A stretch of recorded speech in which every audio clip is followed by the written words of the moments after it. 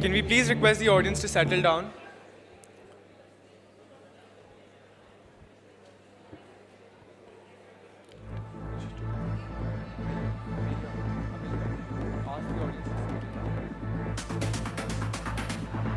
Can we please request the audience to please settle down?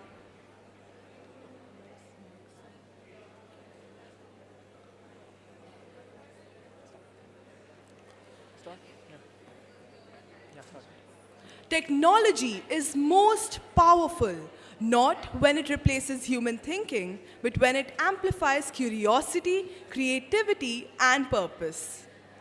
Today feels good morning, everyone, and a very warm welcome to the 9th edition of Colloquium. My name is Neil. And I am Amelia, and we are delighted to welcome Ms. Aarti Dawar, CEO, Shivnada School, Ms. Anju Wal, Director of Education, Shivnada School, members of the school management from the core office, school leaders from our various campuses, our esteemed external jury, participating teams and their parents, everyone joining us on the live stream, the visiting audiences from Noida and Faridabad campuses, and of course our home audience here at Shivnada School, Gurgaon. Thank you all for joining us today in the Wildcats Hall as we celebrate innovation, creativity, and student-driven problem solving.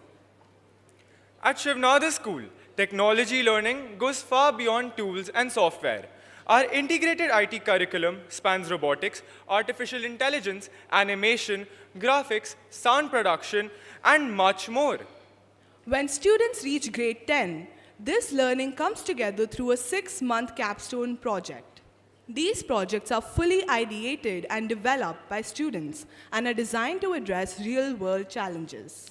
Alongside technical skills, students demonstrate critical thinking, communication, collaboration, and an understanding of users and markets. Let's take a look at a short video from last year's Colloquium.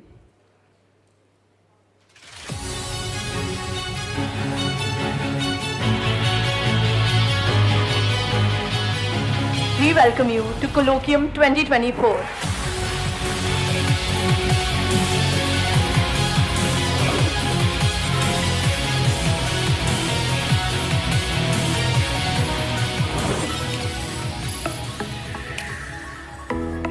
With this project, we aim to redefine accessibility and independence for the visually impaired, enabling them to confidently and independently navigate unfamiliar environments with safety and ease.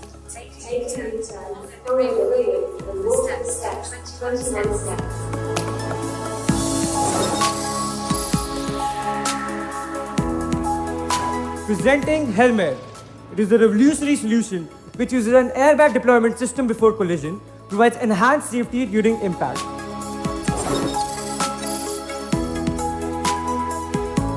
Meet Dysgraphia, a revolutionary tool designed to empower children with dysgraphia to overcome writing challenges confidently.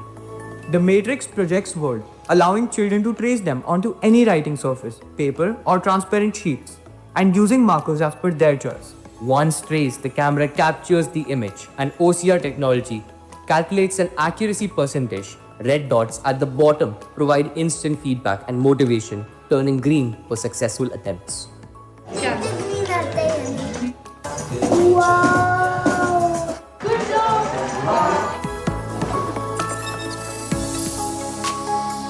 This our solution is designed to make managing food allergies way easier. It helps users by alerting them about known allergens and harmful substances. Adolescence can be a tough time filled with strange new experiences and big changes. Stress from academics, expectations, emotions can feel like a tiny wave crashing down on us. And that is exactly why we created Eudaimonia, a web app that is designed to provide teenagers with a safe space to express themselves without judgment with companions. I just got some bad grades. Is this a recurring thing or did it just happen this time?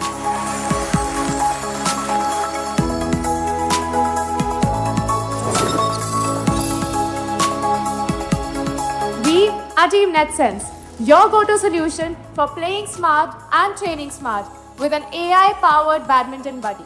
It helps you improve your skill set, guides you and boosts your very confidence and makes you a better player. It's not just a tool, it's a training buddy. I must also say that I was quite intimidated by what I saw in the videos. All these ideas have a great practical implementation in real life. Every pitch has made an impact, and I think at this early age, if they're doing this much, so the potential of India is exponential. Innovation is here with you kids and what you bring, because you really are the leaders of tomorrow. You're the ones who are building for the future, and each of you are so outstandingly smart. This is education for life. A 14 or a 15-year-old's mind is to say, go and solve a problem which is a huge problem for society. Colloquium 2024, runners-up, second team, Helmet.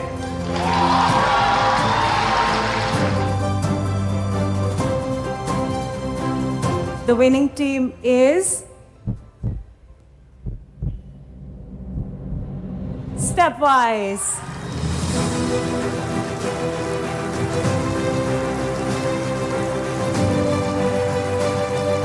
Every single capstone team, you're all winners. So thank you so much and fantastic job.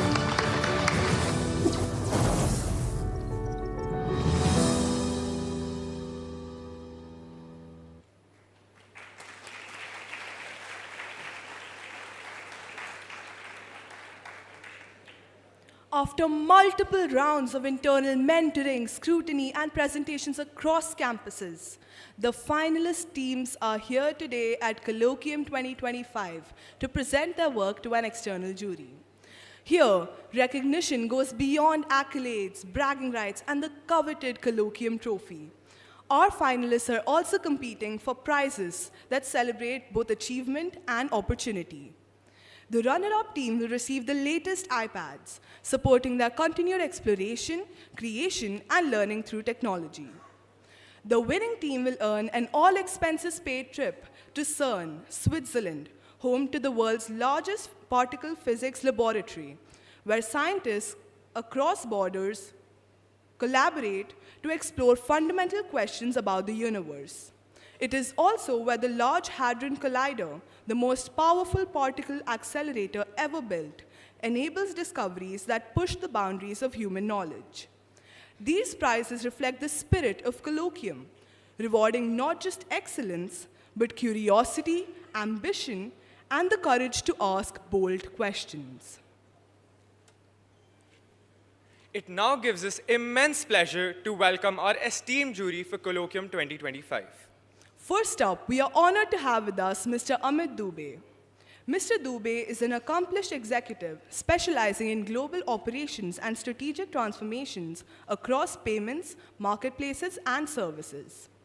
His strong foundation in people leadership and operational strategy was forged during his tenure in the Indian Armed Forces.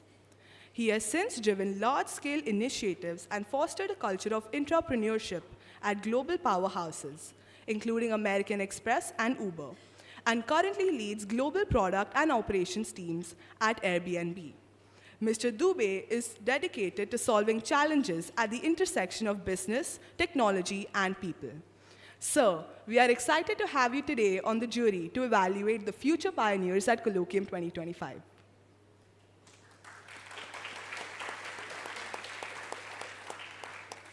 Up next, we have Mr. Akhilesh Nautiyal. Mr. Nautiyal is a seasoned technology executive with over 2 decades of technology leadership in financial services, specializing in building research-oriented portfolio management platforms. An IIT Delhi alumnus, he currently serves as Senior Director at BlackRock, the world's largest asset manager, a global investment firm providing financial services like wealth management, risk management, and advisory services for individuals and institutions worldwide, managing trillions in assets through mutual funds, ETFs, and private markets. At BlackRock, he heads the core systematic portfolio construction platforms for systematic active equity and multi-asset strategies and solution groups managing an AUM of $1 trillion. After working in the Bay Area for 20 years, He recently relocated to Gurgaon to head the initiative for building up a quantitative portfolio construction platform for BlackRock Geo joint venture going live in Q1 next year. Prior to joining BlackRock, Mr. Nautyal worked at Genpact as a senior consultant and held a senior software engineer position at iGate. Thank you for joining us today, Mr. Nautyal.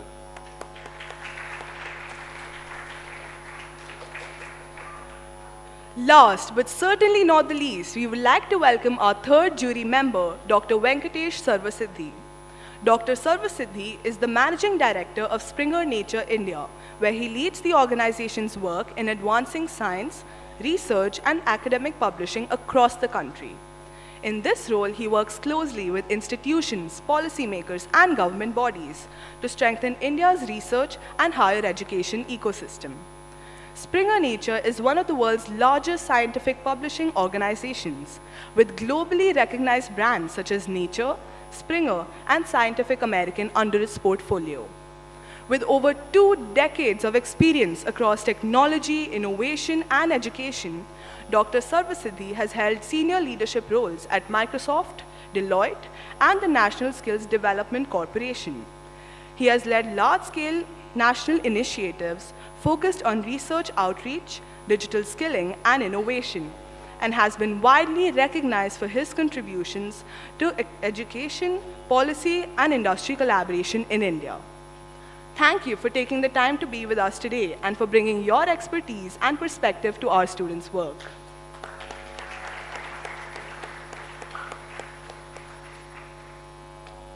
Let us now take a look at the rules and guidelines.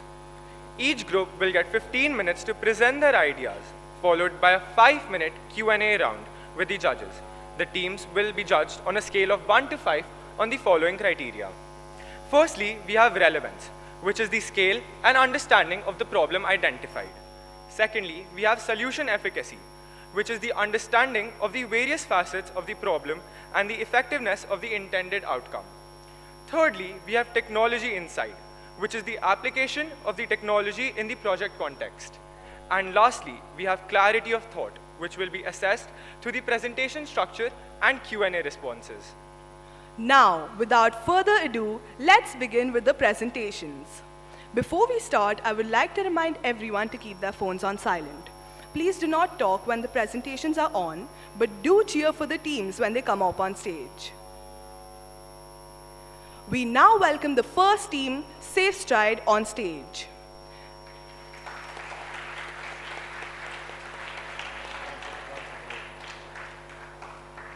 Safe Stride is an AI-powered mobility and vision assistance system that supports independent navigation for visually impaired users. May we have a huge round of applause for Safe Stride.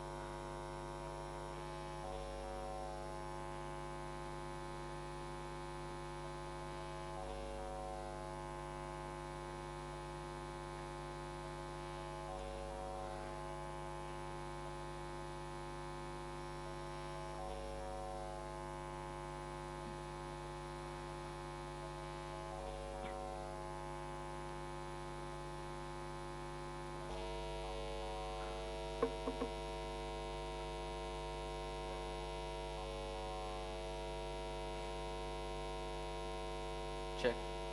Check. Check. Check.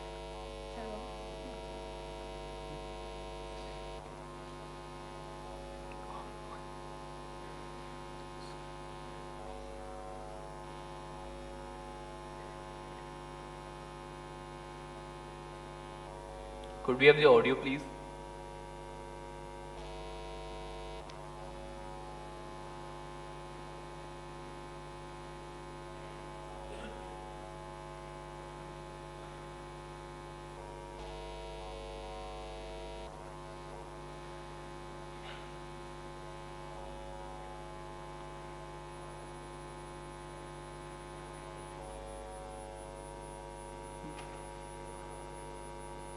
Could we get help with the audio, please?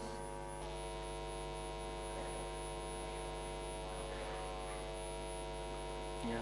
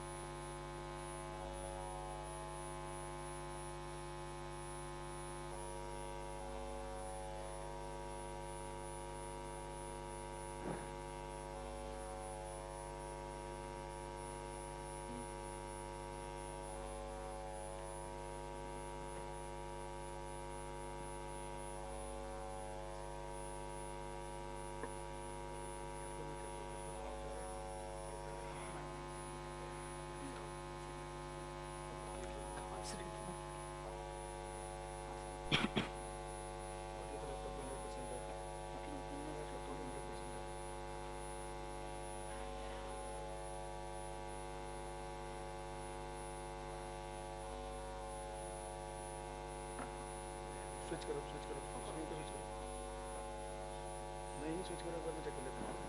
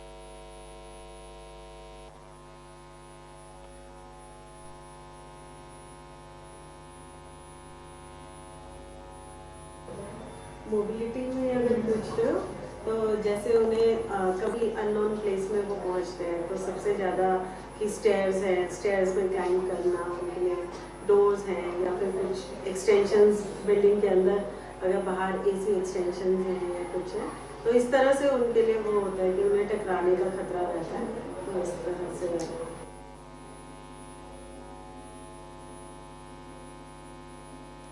कई बार ऐसे incidents होते हैं जो कि अगर कोई device नहीं है तो ज़रूर आप किसी न किसी चीज़ से तो जाके कोलाइड हो जाओगे है ना या किसी जगह पर आप गिर सकते हो लेकिन अगर मेरे पास पहले से ही सर का कोई डिवाइस होता तो ज़रूर वो अगर मेरे को पता चल जाता कि सामने एक पिलर है तो वो ज़रूर मैं उससे बच जाता क्योंकि कई बार मेरे को ऐसे मतलब लगी है ठोकर कि मैं पिलर से टकरा गया या कभी कहीं पर मैं अनइवन जो भी है वहाँ पर पैर फिसल के और गिर गया।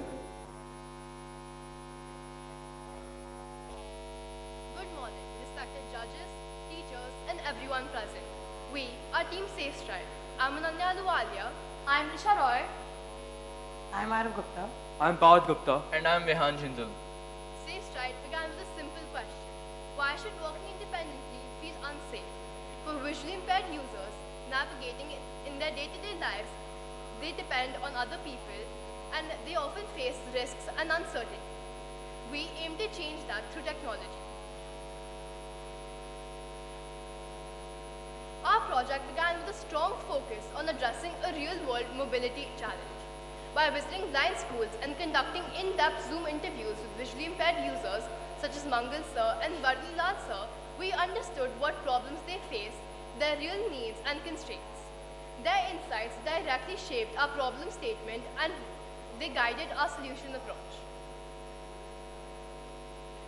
For visually impaired individuals, everyday navigation is challenging.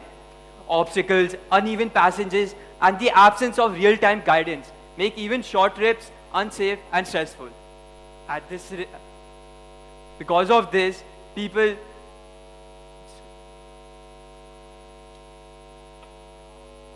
To understand the seriousness of this problem, let's look at the numbers. According to research, approximately 4.95 million people in India are blind and over 70 million suffer from some sort of visual impairment. This shows that the challenge we are addressing impacts a very large section of the population. Despite technological advancements, public infrastructures for visually impaired users is highly unsuitable. Out of 7,300 railway stations, fewer than 10% are fully designed to accommodate visually impaired users and 56% partially, leaving 35% without any support. Similarly, only 6% of the 1,45,000 buses in India are fully designed and 30% partially, leaving 65% without any support. Based on these challenges, we came up with our research question. How can navigation algorithms that work alongside GPS and obstacle detection be used to help visually impaired individuals navigate busy cities safely?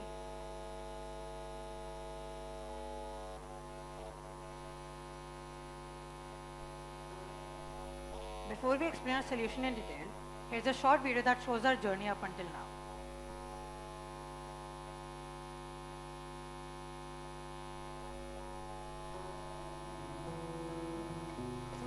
We began our journey with a simple but powerful question. Why should navigating a crowded place be a challenge for anyone? For visually impaired individuals, everyday environments can feel overwhelming and unsafe. As a team, we wanted to create something that could make us real social impact, something that could help visually impaired people move independently and with confidence. Through interviews with visually impaired individuals, we gained deeper insights into the challenges they face while navigating crowded spaces, unexpected obstacles, and moving people. These conversations shaped our understanding and laid the foundation for our first prototype. Our first solution was a shoe attachment that used vibration-based feedback to guide users around obstacles. The idea was to make navigation intuitive, letting the foot sense direction and distance through vibration. We visited Saksham, a school for visually impaired students, to test our shoe attachment and gather honest feedback. The users appreciated the concept, but they also helped us realize a key limitation. The form factor wasn't the most practical for everyday use. Taking this feedback seriously, we went back to the drawing board. This led to SteerCane, a navigation solution integrated into a key, a tool already trusted and widely used by visually impaired individuals. By changing the form factor, we made the solution more natural, practical, and easier to adopt. We also made a companion device, Vision Sense, designed to provide information about nearby objects and the environment, further enhancing situational awareness.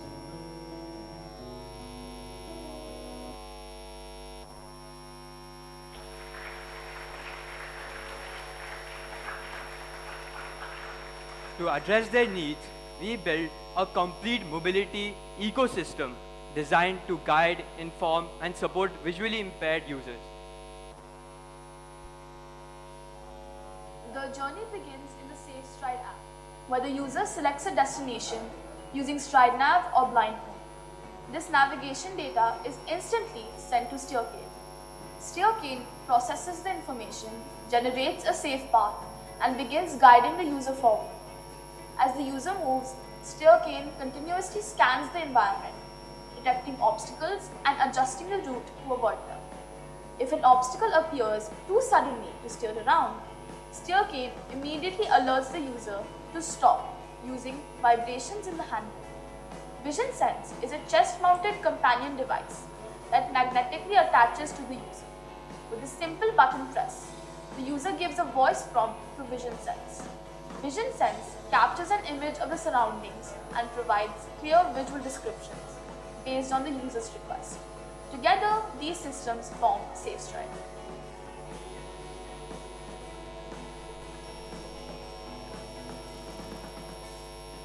Created using Powtoon.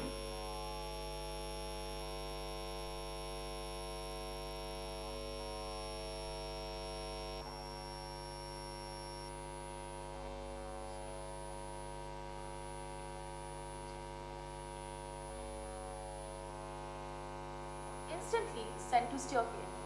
SteerCane processes the information, generates a safe path, and begins guiding the user forward. As the user moves, SteerCane continuously scans the environment, detecting obstacles and adjusting the route to avoid them. If an What's obstacle showing on the appears screen right now too is different suddenly from to what's steer showing on the around, PPT. Could we get some SteerCane help here, immediately please? alerts the user to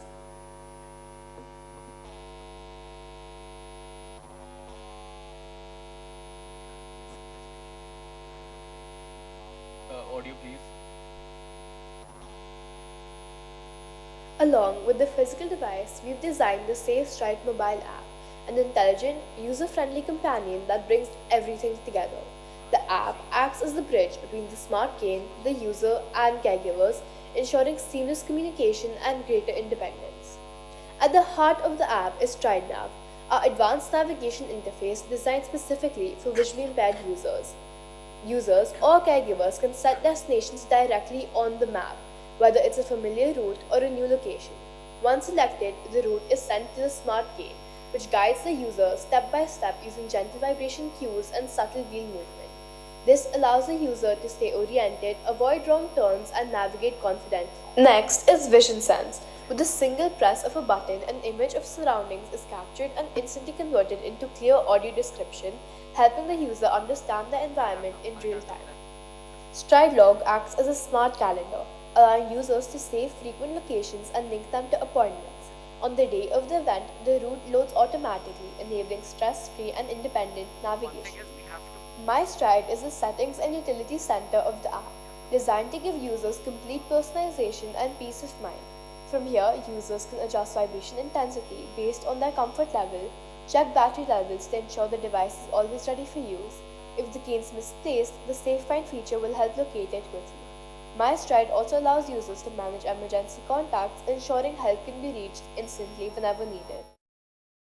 Accessibility is at the core of SafeStride. The app fully supports voiceover, reading all content aloud, and also includes a blind mode that enlarges buttons, making interaction simple and intuitive. Overall, the SafeStride app ensures seamless interaction between the user, caregiver, steer cane, and vision sense, making the entire system smarter, safer, and more supportive. Along with the physical device, we've designed the SafeStride mobile app. SteerCane is a smart, wheel-guided cane that provides hands-on navigation, guiding users safely like a robotic guide dog. It combines real-time obstacle detection with subtle wheel movements for complete and independent mobility. Okay, now to start, I will explain to you how our SteerCane works. So it has a 360-degree revolving distance sensor, which is able to detect obstacles all around the user, and through that, we perform SLAM. SLAM is simultaneous localization and mapping. We can map the entire surroundings of the user. So for example, if the user walks from, for example, that point to that point, we can map the entire WCH for them. And if they, for example, want to go from that point to that point, we will then have navigation happening. If you can see, there would be a red dot.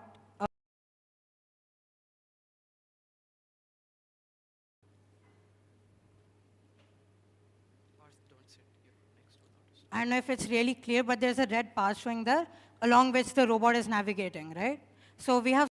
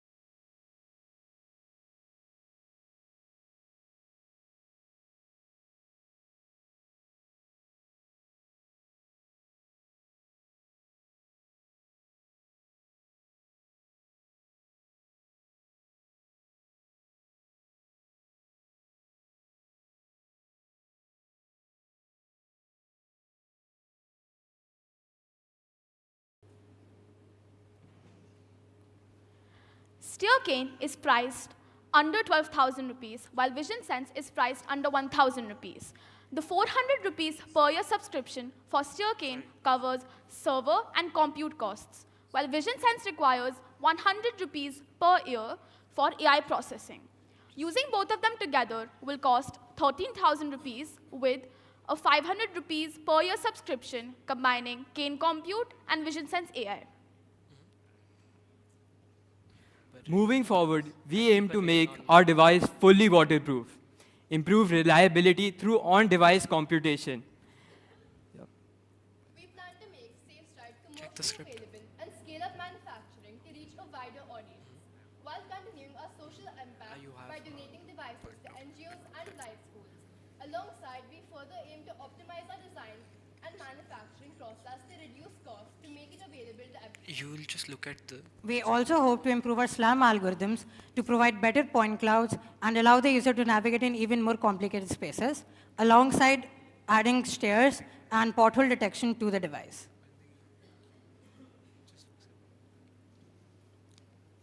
Now we would like to invite the judges for a demonstration of the prototype.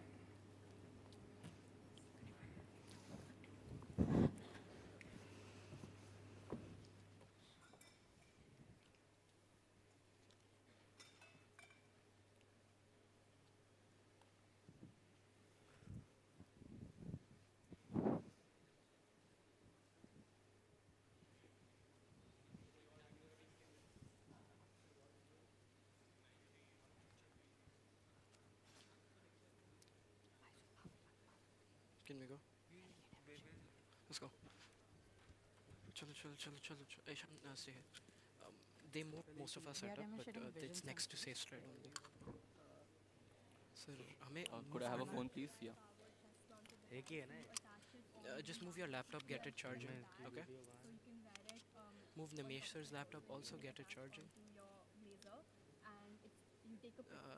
Can I just ask Nimesh sir?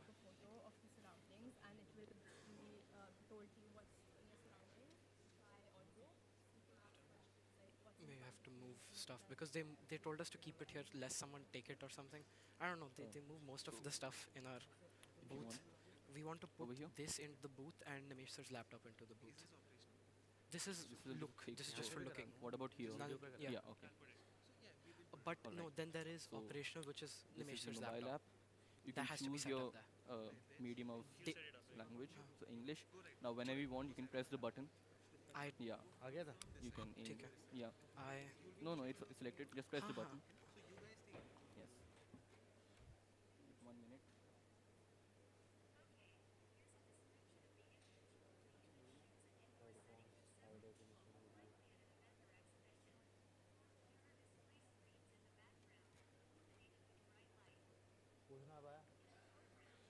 पूछना भाई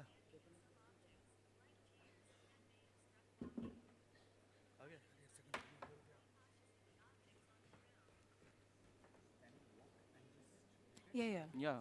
We You also just have a press the Hindi button. mode on this if you want to try that. So let's try the Hindi version now. If you like take a photo.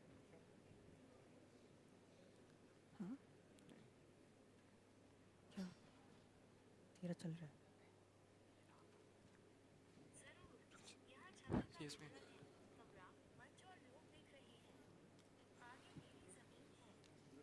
Right. Thank you so much, sir. Yeah, sure, sir.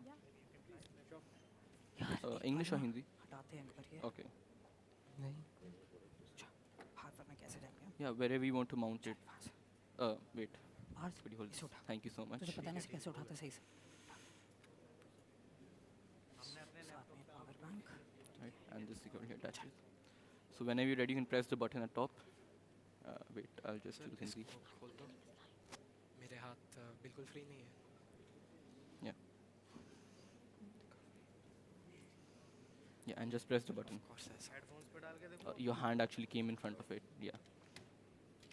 यार ये लोग ने सब कुछ. Yeah. So sorry. Yeah. It is steer cane. This is first. Yeah. Wait 1 second. But so I'll press the image over here. Yeah. All You right. can like adjust it. And Like it has the taken the length photo of you. How you want it. and now it will Yeah, tell it's you. like a guide. इसको disconnect कर लेते हैं? Fine, चलो, इसको. Yeah. So if you click the picture, suppose our main cane tells you there's an obstacle in front, you could take the picture from this and it will tell you that it is a platform. So avoid that, and you can take a right or left to avoid it safely. Yeah. Like total cost. We even so like our we second want to product, like the make steer it even cane, lower. it will What tell we were you like trying to to do, stop. I don't know So if you yeah, saw we it can in use the them video or both. not. You Yeah. see this Yeah. device on the top, right? The black one. That's you. a LiDAR. That's usually the volume LiDAR. What it does is like detects obstacles around you, right? Thank you so much. This one alone costs like 8,000 to us, right? What I was trying to do before this was I was trying to make like my own LiDAR, right? So using that, we would be able to like lower down the cost a lot and even make like the device more compact. Like what we like almost were about to make would be like 500 of this 8,001, right?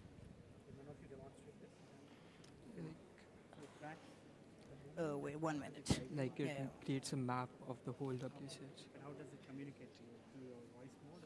So it That's- has wheel movements. The wheels turn in the direction you're supposed to turn. Okay, but Yeah. it will guide you through. Yeah. Yes. like a when guide. So you it's move like forward, But it it'll also turn. has an audio connect to tell you that you're That's moving. where vision sense That's comes vision in. sense, So you click the yeah. button and it'll tell you your surroundings.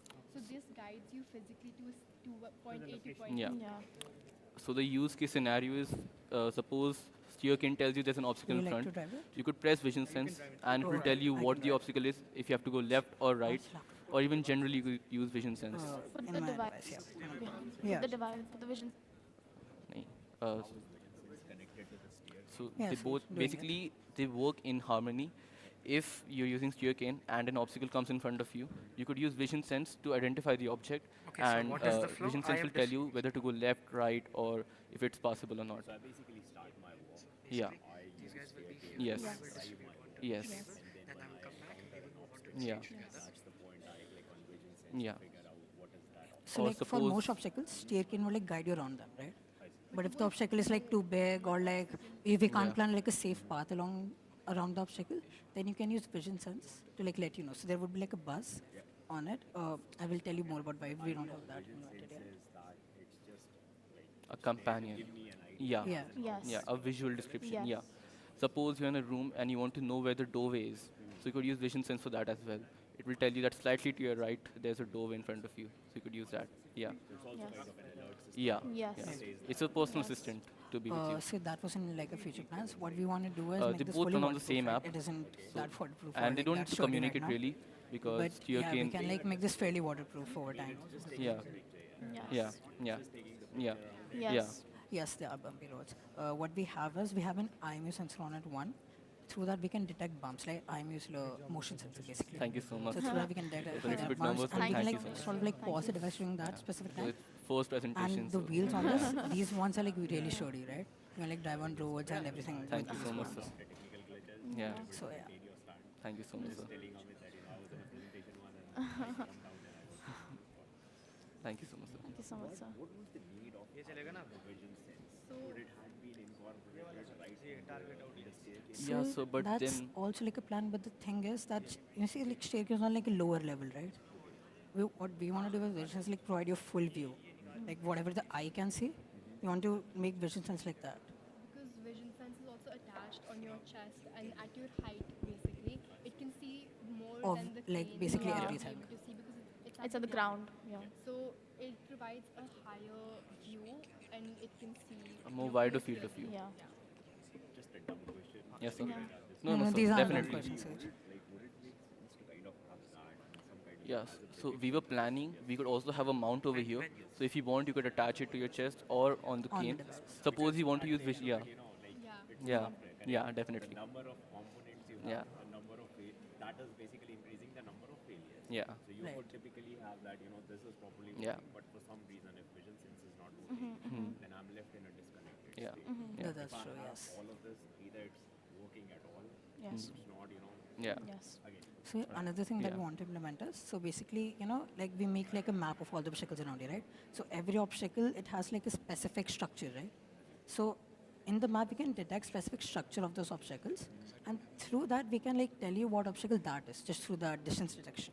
Okay, but that goes to vision sense to tell you. Yeah, but like it Yeah. isn't something that's done right now, but that's a plan. Like so for that we'll need to like collect more data, and so like through that we will be able to like provide the functionality later on. Yes, sir. Tell me one thing, with the Yeah. innovation happening around smart lens, Yes. Yes. better Yes. Yeah. so have you not thought of integrating an application to that which is much Yes, sir. easier, much better? So definitely, but first of all, equipping that much Have you technology. searched and understood what innovation is happening around the lens, Yeah. especially when lens card is connected? Yeah, yeah. So don't you think that these applications are much easier to integrate and navigate So than your devices? they use cameras to identify objects. We use a physical light beam that So, bounces like off the obstacles. So it's problem way with more accurate over here. the problem with them is like, okay, they will tell you, okay, here's an obstacle in front of you, right? Now, how do I know where I need to turn to move around the obstacle, right? I don't get that continuous feedback, right? I will need to like keep on shopping, keep on asking it, hey, is there an obstacle in front of me? Tell me, please, right? And then it would work like that, right? Or like, are you talking about like integrating this with the So I'll lens? tell you why. When you come to a production cycle, Yeah. Right. you know, at an idea level it is good. Yeah. But I look at how do you take it to the market. Yeah. That's more that important people than are sending your or just ideas each going time? practically to the market. So manufacturing something Right now, like this, right you know, now, there are many ideas in the market, right? And all of them are great ideas. Only the one which will succeed are those which you can commercialize and take to the market. So, for example, if you're thinking about lens integrating with the lens, Yeah. today lens card, Meta, Ray-Ban, many others are Silent working heart towards attacks Yeah. the cost will not eventually come down. addressing. There will be one or the other Right, Chinese we are company still which they will offer it at one-fourth of the Yeah. cost, or one-fifth of the cost. Like how Yeah. the mobile phones are. Yeah. When you started off, you had devices 40,000, 50,000, you get it even at 8,000, 7,000, 5,000, right? So similarly, the cost of the devices, especially with the lens, going forward will come down. So your applications integrated to that have more sustainability and ease of Yeah. operations Yes. and also ease of availability. You say that I have come out with the best application, integrate with lens card, integrate with Meta, Yes, sir. or integrate with tomorrow. I think you Chinese can. guy will say, or an Indian company. Yeah. Yes, sir. Okay. Yeah. So like what we have right now, it's like a mobile app, right? What we could do, yeah, you're totally correct about this. We could like integrate with the lens instead, yes. Saying is, one, I need to hold this. Yeah. Second, I need this. I need this, Yeah. yeah. So for me, A lens would be much better, yes. Yeah. of connecting, as he said, with many devices is very high. Yeah. I need to understand this, I need to understand this, and there are potholes and many other things which Yeah. may run. And I was asking him, is it waterproof? No. India, you have a lot of those rains and all. Yeah. Practical situation, even after having all these devices, there are challenges. Yeah. So, and also the thing is practically landing the cost, you know. So this is not a connected system with any of the larger lenses or anything which are developing very fast. Yeah. Yes. So that's an practice. Otherwise, problem level is a very nice Yes, sir. Yes. scientific. Thank you so much, sir. Yes, sir. But you just need to think how you can navigate it from here and make it ease at every level, Yes, so that sir. it goes as a plug-in. Yes. Yes, sir. Definitely. Always Yeah. sustainable. Yes, yes. Definitely. Yeah. Yeah. Yes. So like what you're saying is basically so like how we have the vision sense detecting obstacles around it. We have the camera on the lens and should do that, right? And then the device is fully integrated with that. I totally understand. Yeah, that's a much better solution. Yes. Thank you. Yes, sir. Yeah. So nav2 can very quickly change its path. So you see that, right? Yeah. What that is basically, like all the obstacles. You see the black stuff there. That is us standing over here. Yeah, the black stuff is like us, like all the. So it has like a 12-meter range, right? So it's like very far. I don't even know how far it's seeing right now, but like whatever. So like these black dots are like obstacles around you. So what we are doing is, see, this will keep on spinning like really fast, right? It will detect an obstacle, it will send it to here, and then we have a. Did you like see the red path on the there? Yeah. Yeah, so we will basically have that, right? So you like select a point on the app, and then basically it will create that path here, right? And then as soon as an obstacle comes in, it will modify that path. Yes, sir. And then this definition of obstacle, like how does that, does it just keep evolving itself? Yeah, it keeps it's fully, see, now I will like move it ahead, right? And then you will see it slowly like updating. I mean, no, it's like, wait, yeah, I will explain that. So what we are basically doing right now is, it isn't full navigation, right? We aren't like fully rating the user right now. What we are trying to do is get a good like obstacle detection framework in. So Only then will we implement because it's safer. so I don't want to like risk anything right now and stuff. So see, basically the thing is, WCH is huge, right? what we wanted to test, one thing was like if we can like map the entire thing and then navigate the user, but there wasn't enough time to do that. And like other things. Yeah, but like overall also we like aren't fully done with the navigation algorithms here. We are fully done with this actually. And we're collecting more data for this lab. Yeah. I'm personally in the camp of having a stick or something like that because it's really handy for them. Like Physically guiding the user. Yeah. So I'm in that camp. Mhm. How can you further improvise on the device itself would be. Yeah, so like I said earlier, right? So we have this rotating. Yeah. So what I'm thinking of is, this is a 2D LiDAR, right? It can like do this only. 3D LiDARs are like, they can like see like trees, you know, like you can get a full image of trees on this, just through like measuring the distance from them. And through that, we can like then tell the user later on also that, hey, there's a chair, there's a tree in front of you. Yeah, also. This PCB is also like in our robot here. And yeah. So because essentially you see this, Yeah. somebody using it Yeah. to get their whole flow. Yeah. Does it have something which will so let's say I'm walking on the road Hmm. and I'm using Yeah. this thing. Yeah. And in terms of obstacle, I have The PCB. Yeah, this thing, yeah, Yeah. PCB, sure. Does it have something which will completely block? Like, does it force the user? It will, vibrations will occur in the handle if a path is not optimal. If a path is not optimal for the user. So vibrations will alert the You user see to these stop. rings here, right? Yeah, because So if we that's what physically I was stop the trying to do, right? So robot we and would the have our person sensor moving attached forward to will these dip over, rings. and that's the more motor dangerous would go here, hazard. right? And then we So would keep on having rotating. vibrations in the handle is way What better. is the problem right now is that thing costs like 8,000, the LiDAR on top. So we were trying to make our own, a really good LiDAR. Yeah, so we which have we could use also instead, here who's from a but blind that school. wasn't He's really blind possible himself, in and we the have been time, so- conducting testing with him. He says it's good, but we need to work on it a little bit with the navigation. If you like yeah. compare it to like the current solutions, right? He the really current solutions likes are it. like over Generally, 1 lakh, he all likes of the them. Which game, seem the like feel of partly it. what we are doing, right? The ones which are like around we this have price range, videos they of just him they just saying have this like and a all. single like Yeah. ultrasonic sensor. Yeah. It says, okay, there is a behind in front of me, vibrate. They don't have that Yeah. many features. It doesn't do better like navigation, and that is mainly it. He likes the concept of it, but also And implementing more subscription. safety features would definitely be better. Yeah, yeah, yeah, yeah. Pothole detection. We do, we have it. Yeah. Yeah.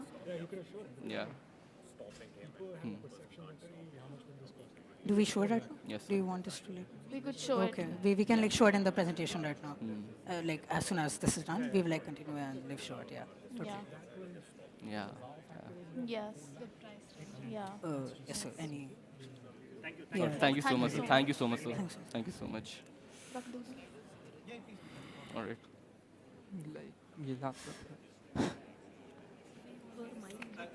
Your mic is बस ठीक है.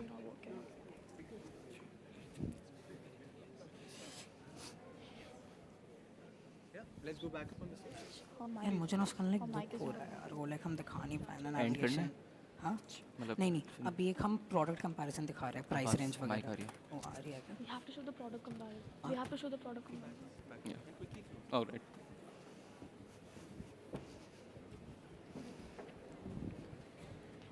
उधर जाओ.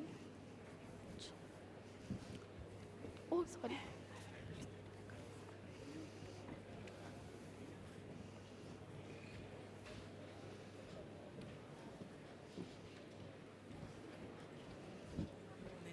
Ending. Going on stage to test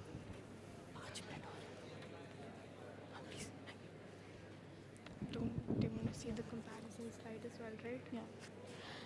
As Helen Keller said, there is no better way to thank God for your sight than by giving a helping hand to someone in the dark. With SafeStride, we're not just solving a problem, we're changing the way visually impaired people experience mobility. Thank you for your time and attention.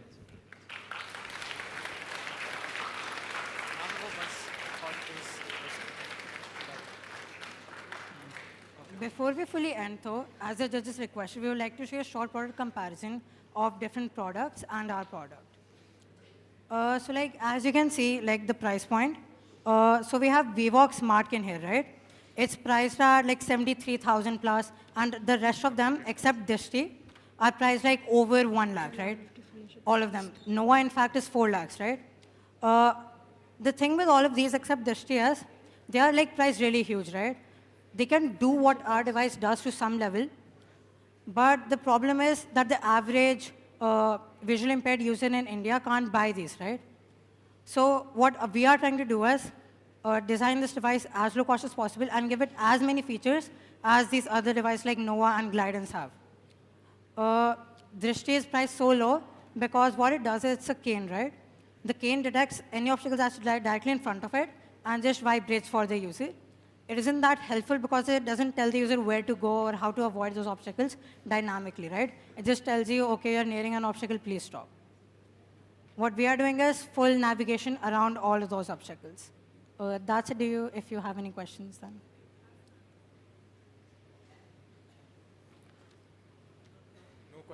No questions from the audience right now.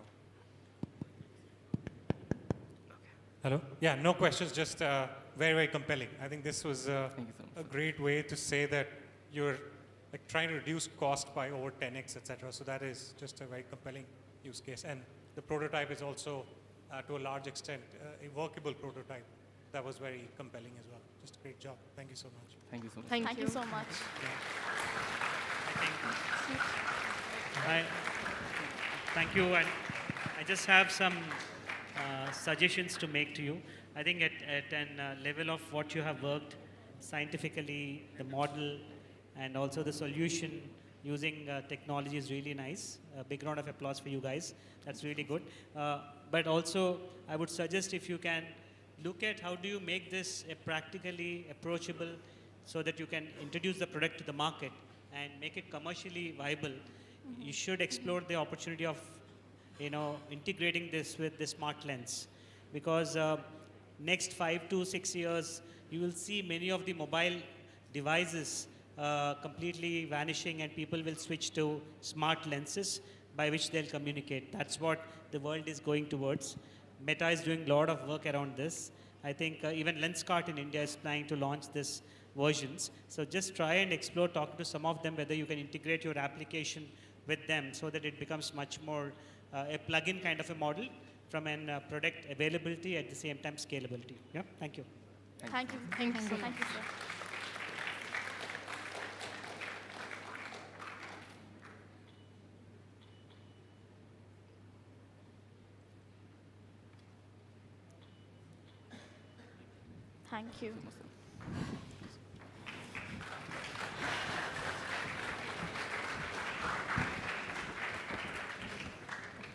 Thank you. Thank you, Team SafeStride, for highlighting how intelligent systems can enable greater independence and dignity through inclusive design. We now invite the next team, ArithmiX, to please come up and begin the presentation.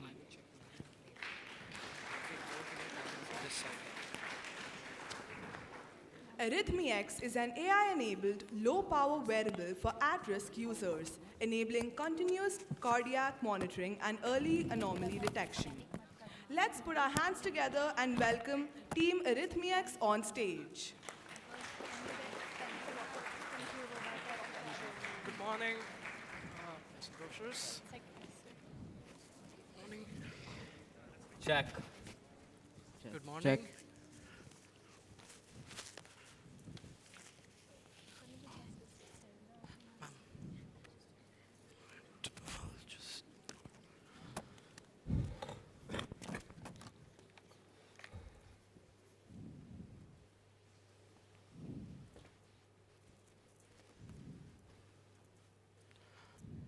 Right, mic check, mic check. Check.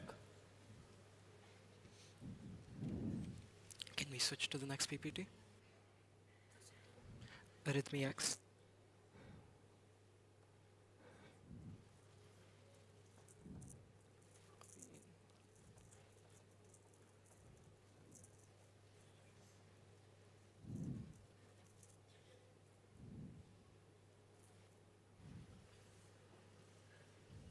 Soon I started feeling pain, and that pain which started from my fingertips, within few seconds starts radiating throughout my body. I was in my Zumba class, and I just felt some sort of sensation here on the chest. I started experiencing chest pain, kind of like bad heartburn. Visiting his stepdaughter at a Boston hospital when he started experiencing bad heartburn. I thought it was just reflexing. Okay. eat crumbs and that's it. But it was something much more serious. To my surprise, I was diagnosed with triple vessel disease. And the next thing that they knew was I was already being resuscitated. My artery was 99% blocked. It was like my worst nightmare. So your EKG here tells us you're having a heart attack. Oh, wow. Heart attacks can strike at any time with little to no warning. So is it possible to protect people at risk of heart attacks and other cardiac events by predicting them before they even happen? Right. Good morning. I am Daksh Vora. I'm Parth Mittal. And I'm Ishana Dekario. Together, we are Team ArithmiX. So as you have already witnessed, heart attacks can strike at any time with little to no warning. To solidify our understanding of this problem, we did research. And what we found shocked us. A 50% mortality rate has been observed in those suffering a second heart attack. And this increases exponentially as you have more heart attacks. About 1 in 5 people who have had a heart attack will be readmitted to the hospital for a second one within 5 years. And over 50% of cardiac arrests happen outside of hospital, resulting in a greater than 90% mortality rate. Before we proceed, we'd like to cover some core concepts. An ECG is a non-invasive test which measures the electrical activity of the heart. An ECG test is done by placing a series of electrically sensitive contact on the chest of a person. A pair of electrodes is called a lead. Currently, we're using a single lead ECG. Another thing we must understand is an arrhythmia. Now, what is an arrhythmia? It is the improper functioning of the heart outside of its normal rhythm, also known as the sinus rhythm. Arrhythmias are mostly benign and can simply indicate an improper heart rate, but some arrhythmias are extremely medically significant. Now, we focus on ventricular arrhythmias, ventricular fibrillation, and ventricular tachycardia, which cause roughly 50% of deaths in high-risk patients, and 78.4% of heart attack patients show arrhythmias up to 48 hours before their heart attack. In order to substantiate and validate our methodology, we met with Dr. Kartikeya Bhargava, the Director of Electrocardiography at Medanta Medicity. We asked him many questions, but I'd like to highlight the most important. Do heart attacks and arrhythmias have a relevant link? Which arrhythmias are most medically significant? What does lead count affect? And what are the challenges that are commonly faced in data recording? From our research, we formulated a research question that is it possible to protect people at risk of cardiac events by predicting heart attacks even before they happen with a wearable, non-invasive device? Now, for such a device, who would be our target audience? Our target audience is mainly aimed at diagnosed heart patients, patients with existing cardiovascular conditions and or recent heart attacks. These patients are already on extensive medicinal regimens and also get regular ECGs every 1 to 12 months, depending on the severity of their condition. Now, the problem with that is the signs for things like a myocardial infarction, again commonly known as a heart attack, appear only 24 to 48 hours before they happen on an ECG.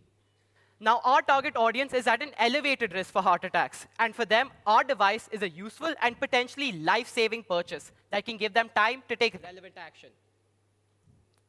So what do we even need from a device like this? Overall, we only require a portable ECG monitor with wireless transmission capabilities. This would be composed of a accelerometer, ECG sensor, and microaccelerator. Thus, we began prototyping. Our first prototype used the ESP32C3 microcontroller. Despite being incredibly powerful, it was power inefficient and incredibly cumbersome with an external wireless antenna. We tested this device with traditional ECG foam electrodes. Now, for short 30-second readings, these are perfectly fine. But once you start wearing them for hours at a time, they are incredibly uncomfortable and cause friction burns. Additionally, we trained a machine learning model that classifies the current heart rhythm to certain different types of medically significant arrhythmias, as we discussed earlier, ventricular arrhythmias, brachycardias, things like that, with a 99.3% accuracy.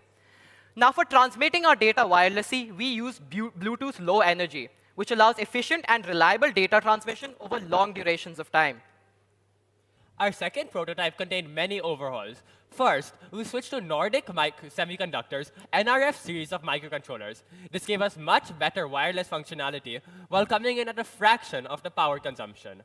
Then, we developed our own custom electrode patch, which significantly increased our recording quality while at the same time making patient comfort better.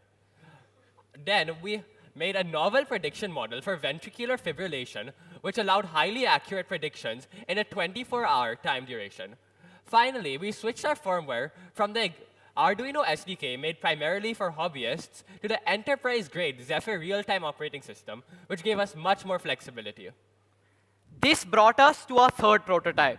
Here we improved a lot of things. We used a more compact ECG module, reducing the footprint of our device significantly and also cutting down on our microcontroller size.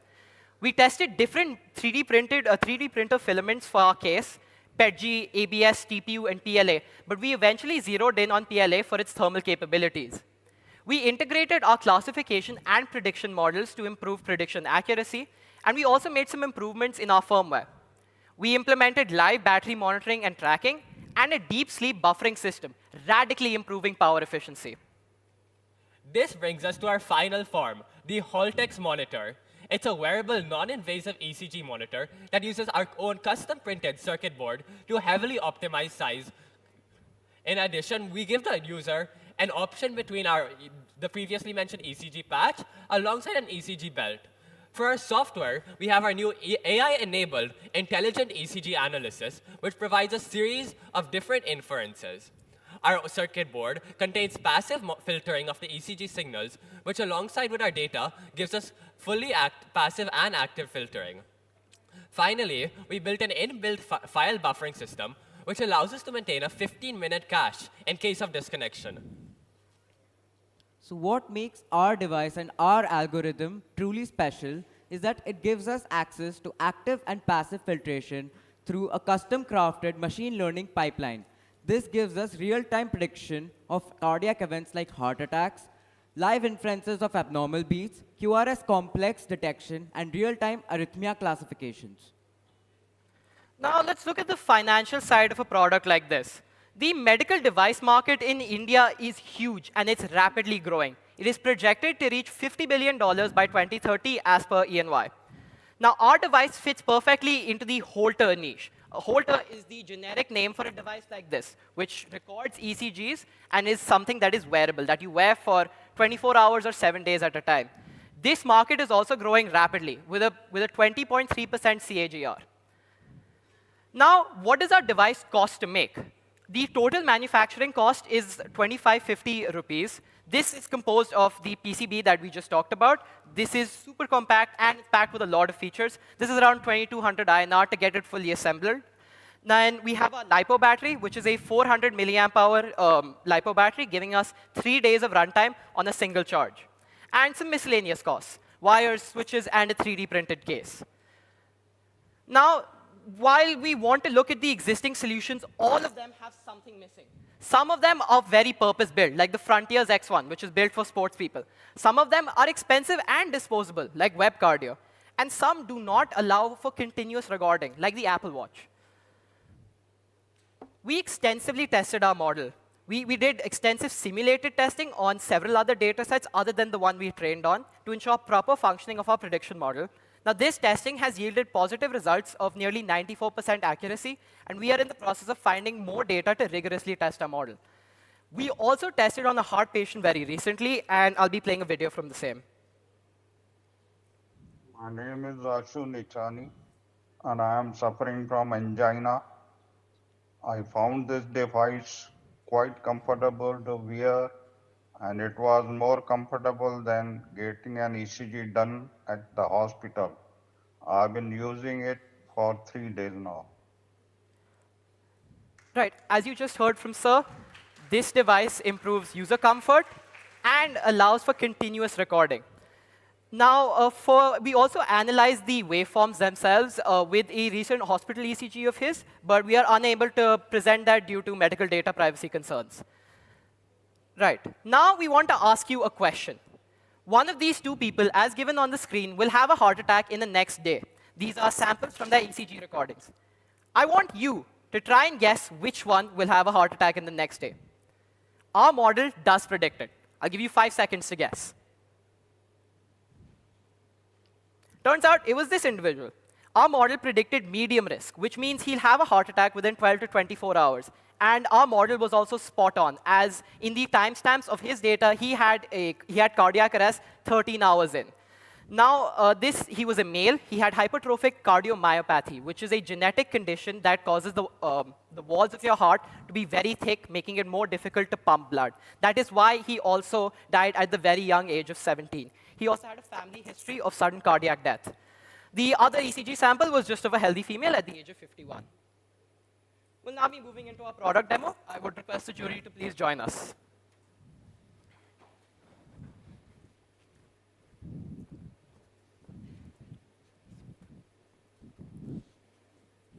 Give me my laptop. Yeah, Ishan, okay. Oh.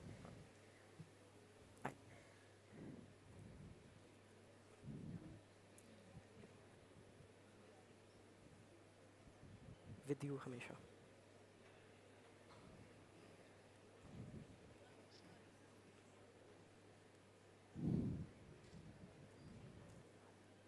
So, Ishan, can you please move? Before we show you the actual readings, I want to ask you a question. Do you notice anything different about parts? Anything?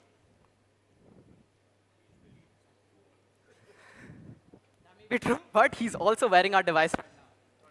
Yes. So if you just give me a second, I will show you his live data. In the meantime, I'd like to show you the iteration of our product. Guys, could you please move?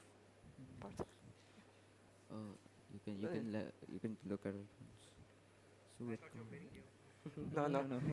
Because it has to be near the heart, the electrodes here. Sir, so can we, here? Yes. Okay, so this is version 1. As you can see, the size of it was really big because we had this super clunky breadboard in here. Now we have the ECG sensor and this patch. Now we put plastic on it because it's actually an adhesive bandage. So if you stick it on here, it'll stay for 3 or 4 days at a time. Then you'll just have to swap it out, get a fresh patch. It's a trivial task. This has an onboard 1000 mAh battery and the NRF52840 microcontroller. This basically takes the data from this ECG sensor and then transmits it over Bluetooth. Now, if we our size drastically reduced here. So now we haven't attached this to the belt or the patch, but so this is the microcontroller from here. You can charge it with USB-C. We have a switch and the actual electrodes for the ECG. I will just demonstrate how that looks like. So this electrode belt, and it's incredibly easy for to snap on electrodes, right? So I have these. I go so positive and negative, which is red and black, and reference. I just tie it up, and see we have displayed on our mannequin. Our mannequin has version 3 of our device, or more accurately, version 4. So this, as you can see, again, it's much smaller than our second iteration, and it's just attached to him in the ideal position, right below your pectorals. Now, inside this, we have its PCB, which is small. The microcontroller isn't here. It's actually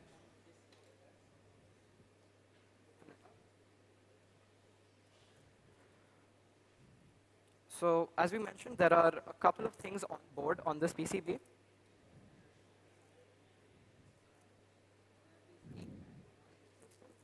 There is obviously module. No, I'm good. Yeah. So, you can see.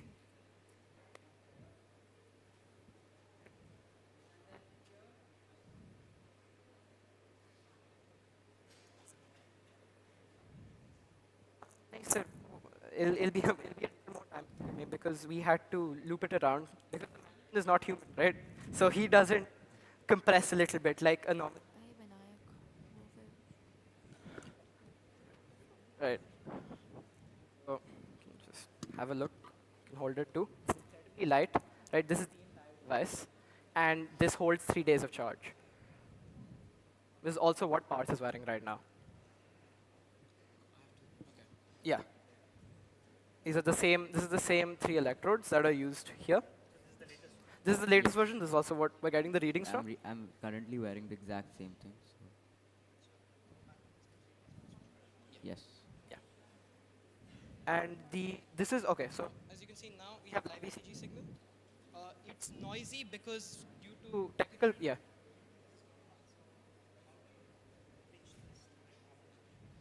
I do not see, sir. So I think the audience is not. Yeah.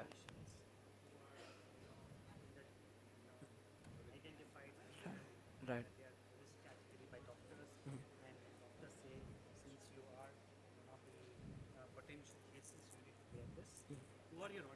So yes, as you said, our audience is people who are diagnosed heart patients, right? Their doctor would recommend this.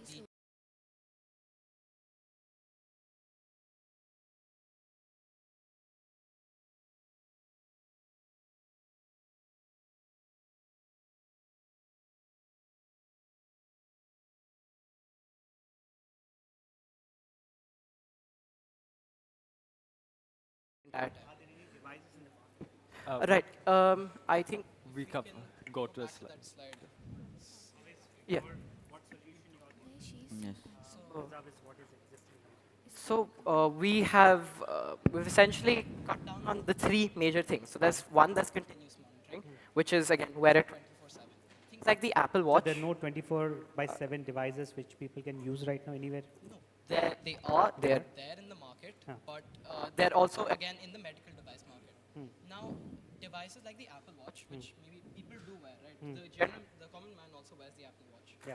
You have to press it down for 30 seconds and it'll give you that sample, only that 30-second sample, and it'll not record. It's a continuous monitoring. It's not continuous. This is continuous. This is continuous. Yeah. Are there any continuous devices in the market? There are several. They're under the category of Holter ECGs. This is like a certain type of medical device. And we mentioned 2 that were recommended to us by the cardiologist we met, and also another cardiologist who we met very recently. The Web Cardio, which is a disposable patch. It is, it has similar functionality, right? It has a long battery life, but again, 7 days. So what are the differentiators of your product vis-a-vis what is available in the market? So the differentiator is we pack continuous monitoring, analysis with artificial intelligence and machine learning, and a low price point, all into one. So let's come to price. What is your price and what is the price of the current devices? So the cost price of our device is around 2,500, and we intend to come in the market. We intend to come in very competitively, right? And what is available right now? What is the market price? So Web Cardio, the disposable patch, that is around 6,000 rupees. Okay.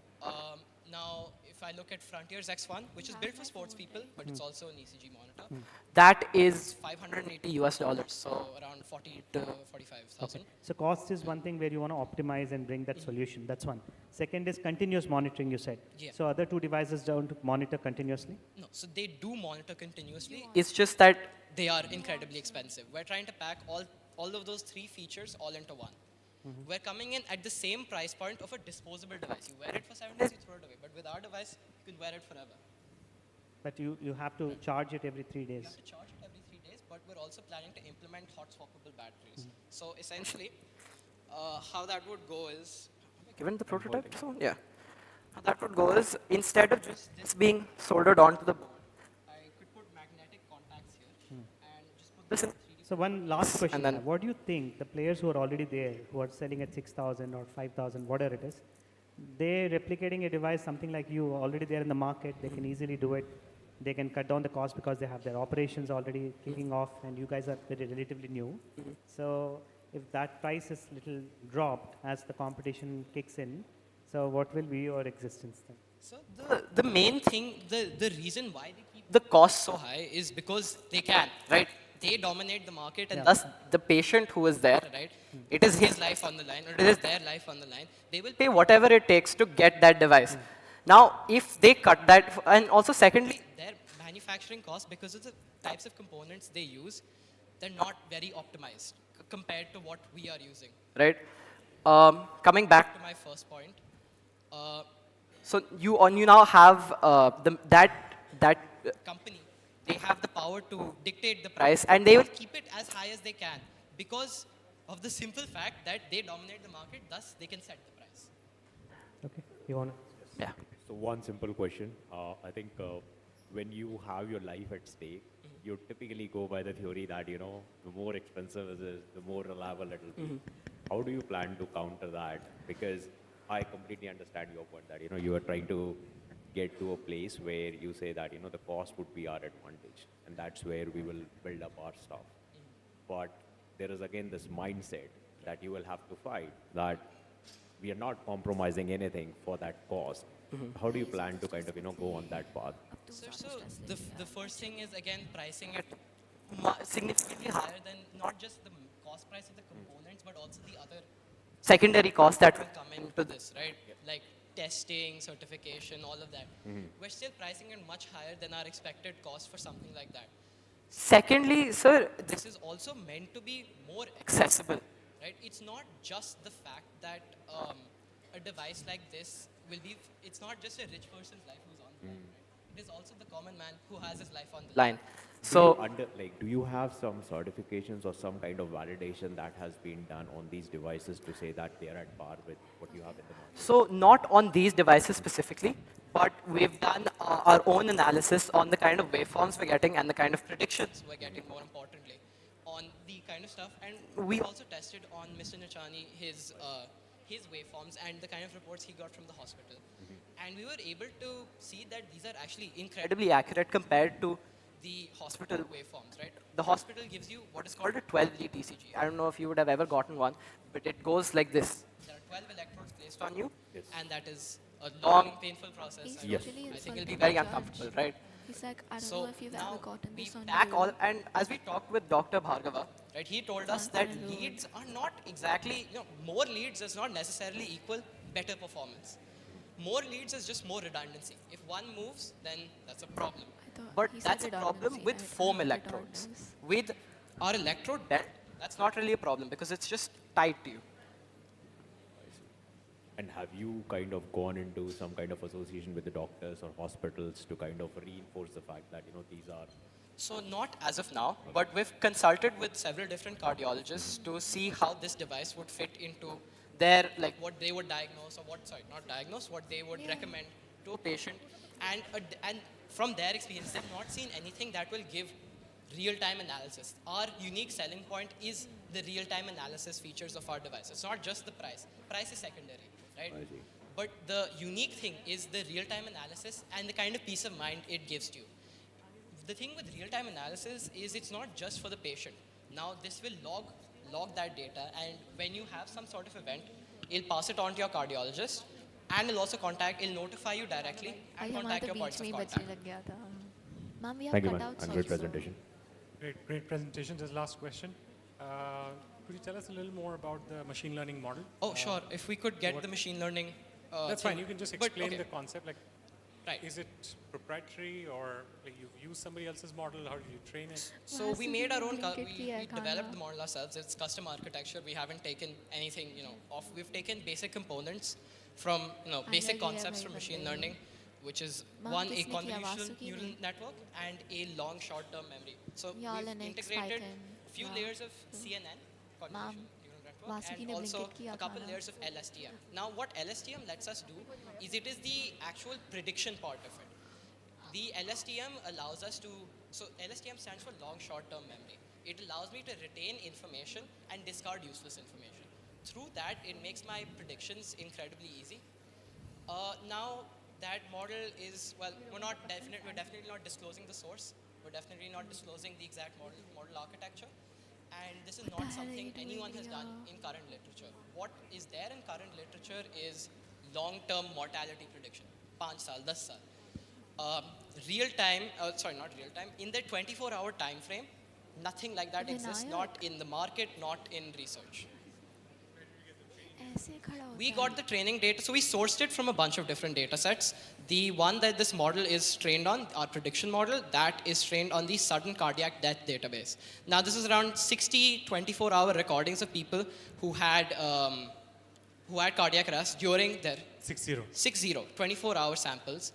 And again, this is, while it's giving us accurate predictions, we want more data. And we have a data set called Mimic4 that is 7 terabytes of waveform data, and it is all time-stamped. There are patient reports. We get secondary characteristics, secondary sort of like age, gender, other conditions. So the thing is, we do not have a computer physically capable of training it on that. So we have the entire methodology. We have everything ready to train it on it. We just don't have the computer to train it on. Got it. Awesome. Right. Thanks so much. Thank you. Wait, Shikhar Malhotra is also Thank you. here. The founder of Shivnada School. Thank you so much.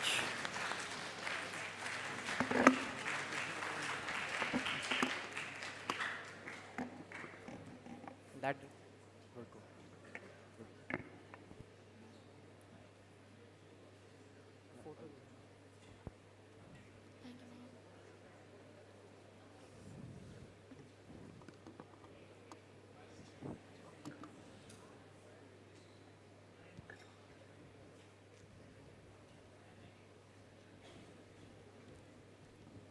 Should we stand up?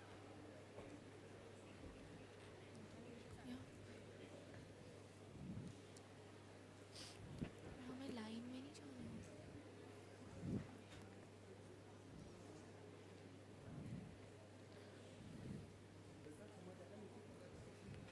Vinayak, you go behind chair. Thank you, sir.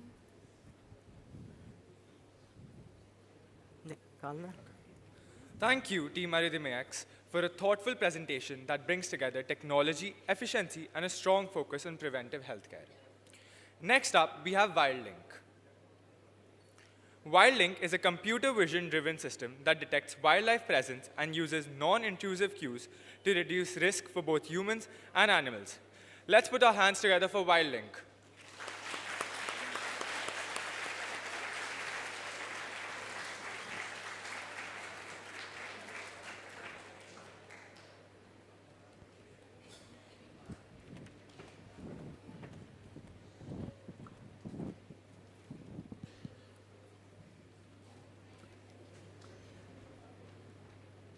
Thank you. Mic check.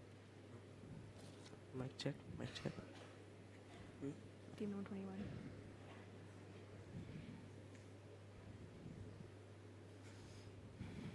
Thank you. Okay. Do I start? Guys, mic check. Hello. Yeah. Mic check. Hello. Mic check. Hello. Mic check. Okay. Mic check. Mic check. Mic check. Mic check. Mic check. Okay. Good morning, esteemed judges and dear audience. We are Team WildLink. Let's start by introducing ourselves. Hi, I'm Sanvi. I'm Jay. I'm Vinayak. I'm Jia. I'm Ria. And we are Team WildLink.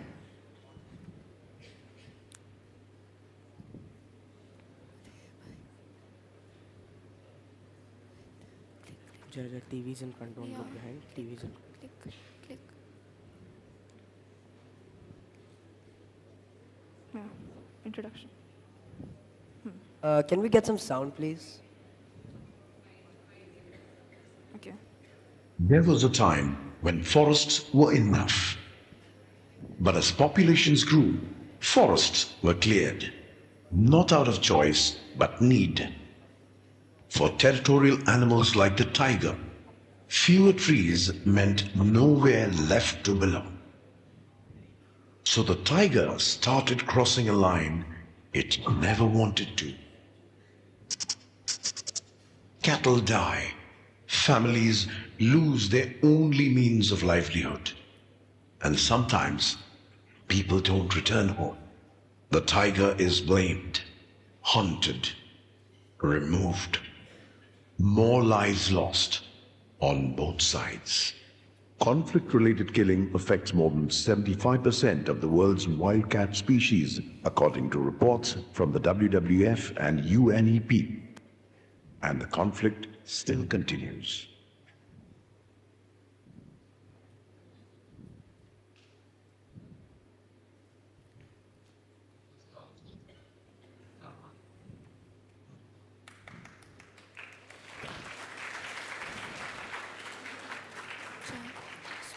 Our journey began from a news article. A girl, Sonam, whose father was killed by a tiger while he was earning their entire family's livelihood by farming sugarcane. The tiger got him, and he had no way of knowing where the tiger was. Articles like these impact us deeply and showed us that communities that border the jungle are some of the most vulnerable communities in all of India. We came across to know some alarming facts. More than 3,000 people in India die due to human-wildlife conflict. Governments invest more than 200 crores annually in compensation, not to prevention. More than... Hello? Yeah, sorry. Over the last decade, these incidents have increased by 27%. These numbers reflect one major thing. Human-wildlife conflicts are increasing day by day, and the current systems are not just... Hello? Okay, should I continue? Can I continue? On the mic. Okay. These numbers make one thing clear.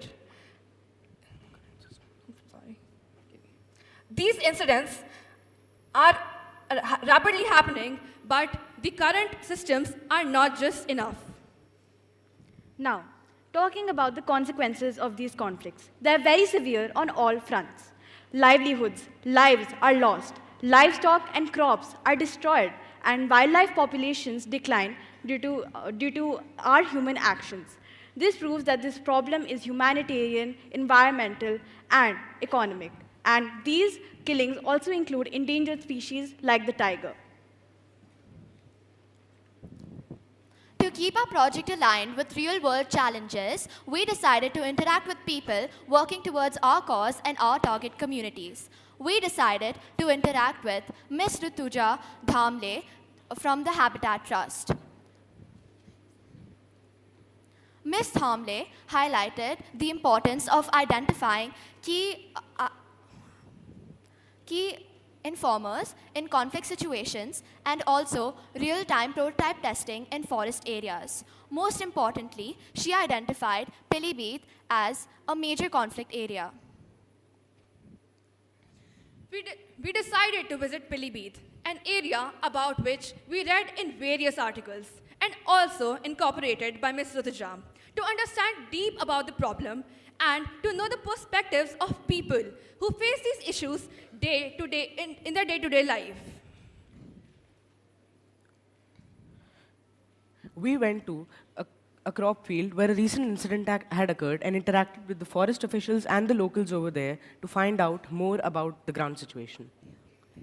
भाई हम जंगल में नहीं जा सकते तो हमारे आपके जानवर हमारे खेत में नहीं आ सकते हमें अपनी जानकारी है भाई हम आपके खेत में जाएंगे तो 10 बजे से पहले नहीं जाएंगे भालुओं ने जब हमला किया तो हमारे गांव के 2-3 आदमी नाभूत इन्हीं खत्म हो गए उनकी इलाज चली लेकिन वो बच नहीं एक बार गांव की खाड़ी भी लगा था 8-10 साल हो गए वो भी करना खेत था तो खा गया तो ससुर को देंगे हम सुने रहे हाँ जब देखा है तो सोन मार के ही हो आगे हम तो ऐसे नहीं रही ऐसे नु से होएगा देखो भी है ना बेटी देखने पर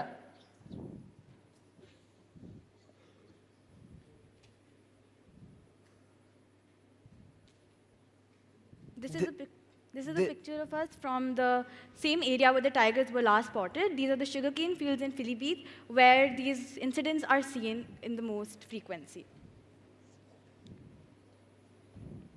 जो यहाँ जे पंजा मारे और ये सब बचा लिया फिर भी उसको बचा लिया वालों ने उसको बचाया होगा तो वालों ने उसको बचा लिया बच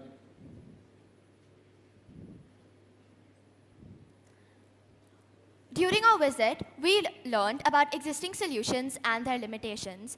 Existing solutions include fences, firecrackers, night patrols, and relocation. But these solutions have their limitations. Most of them are short-term, they're expensive, manpower-intensive, and stressful for wildlife. And most importantly, they are reactive, which means they respond after the damage is already done. There is no real-time warning system. Now, this gap made us ask, a simple yet compelling question. What if?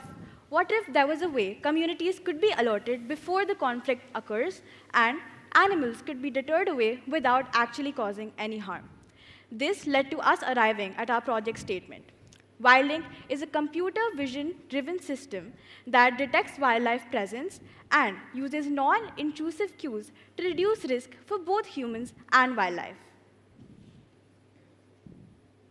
Here are the methods of deterrence that are currently in use. There are physical barriers such as electric fences and trenches.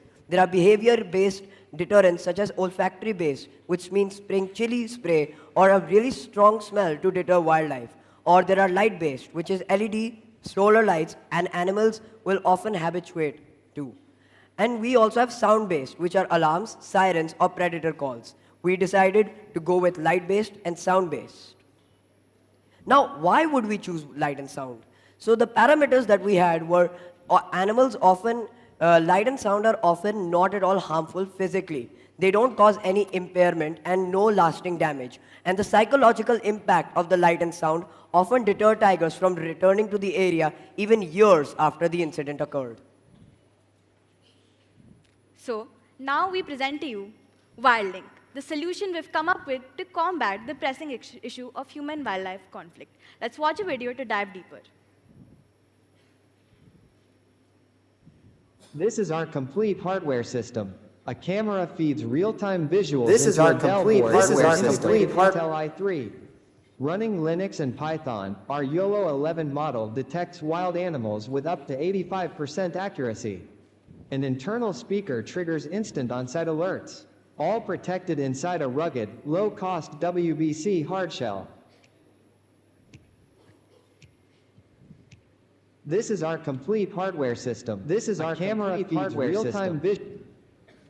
The key features of WildLink is that it is easy to use and has instant real-time activation and has a 95% accuracy in identifying species. It has instant audio alerts and lights, not just to deter animals, but warn villagers of animal movements around them and how they can respond to that.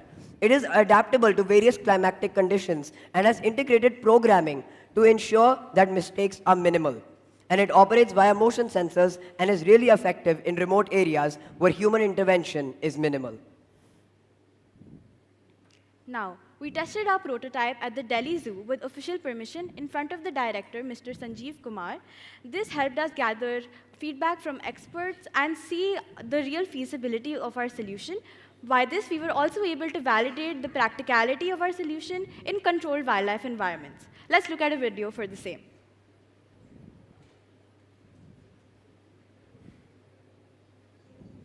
Can we have the sound, please?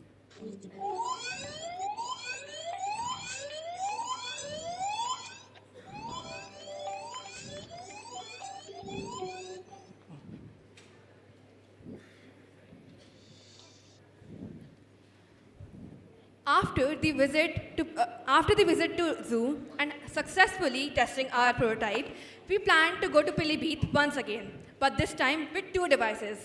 We went to the office of the DFO, Mr. Manish Singh, to test our prototype. It worked successfully.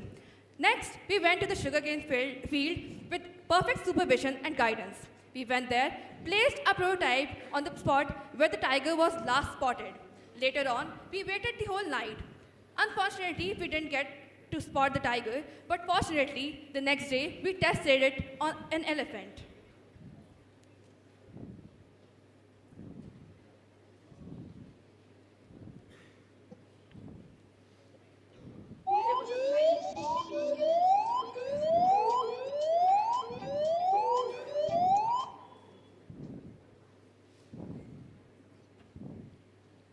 All our hard work did not go to waste. We ended up raising a lot of awareness and credibility. Let's look at a video.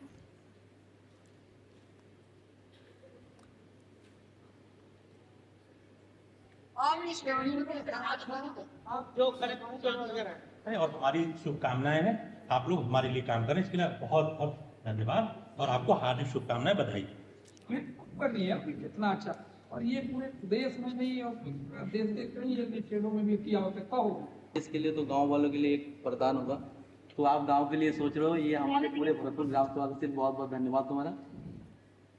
इसका काम ये होता है कि जब तेंदुआ हाथी या बाघ के सामने आए तो फिर ये एक अलार्म बने जिससे इंसान भी बचे रहे और जानवर भी डर के भाग जाए वापस जंगल में। इससे ये होता है कि किसी की चोट नहीं पहुंचती और सब अपने अपने इलाके में अच्छे से रहते हैं, वो एग्जिस्टेंस के साथ। Our prototype was appreciated by multiple news channels as well.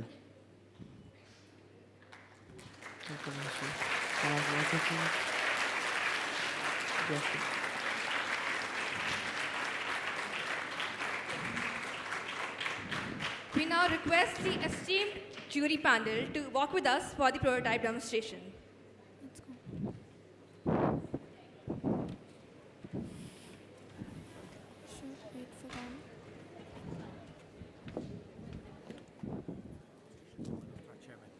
Set it up.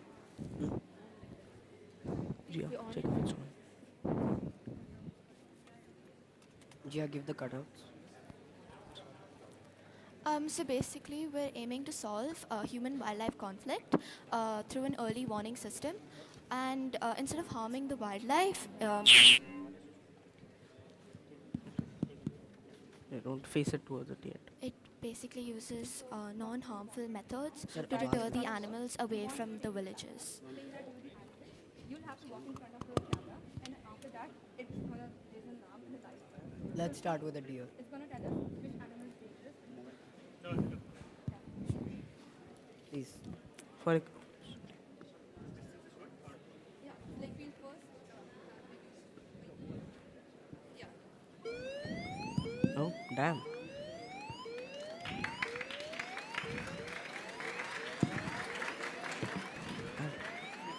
And now we would, if you just hide it, then it would stop So recognizing. basically, now we're hiding the tiger. We have the deer here.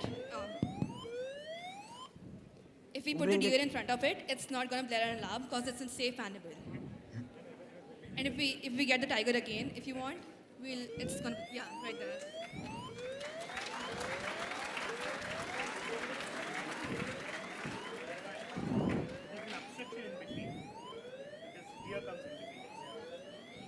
Let's wait for the alarm to close and then we'll try. Of course.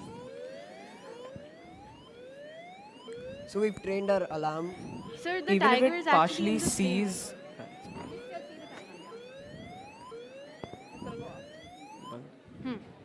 Now this is a safe animal and that is great.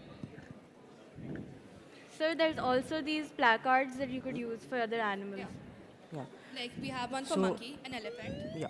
We've trained it only on tigers and elephants as they are the key animals which cause harm in those areas. Like my. What's So we the would range? Sorry.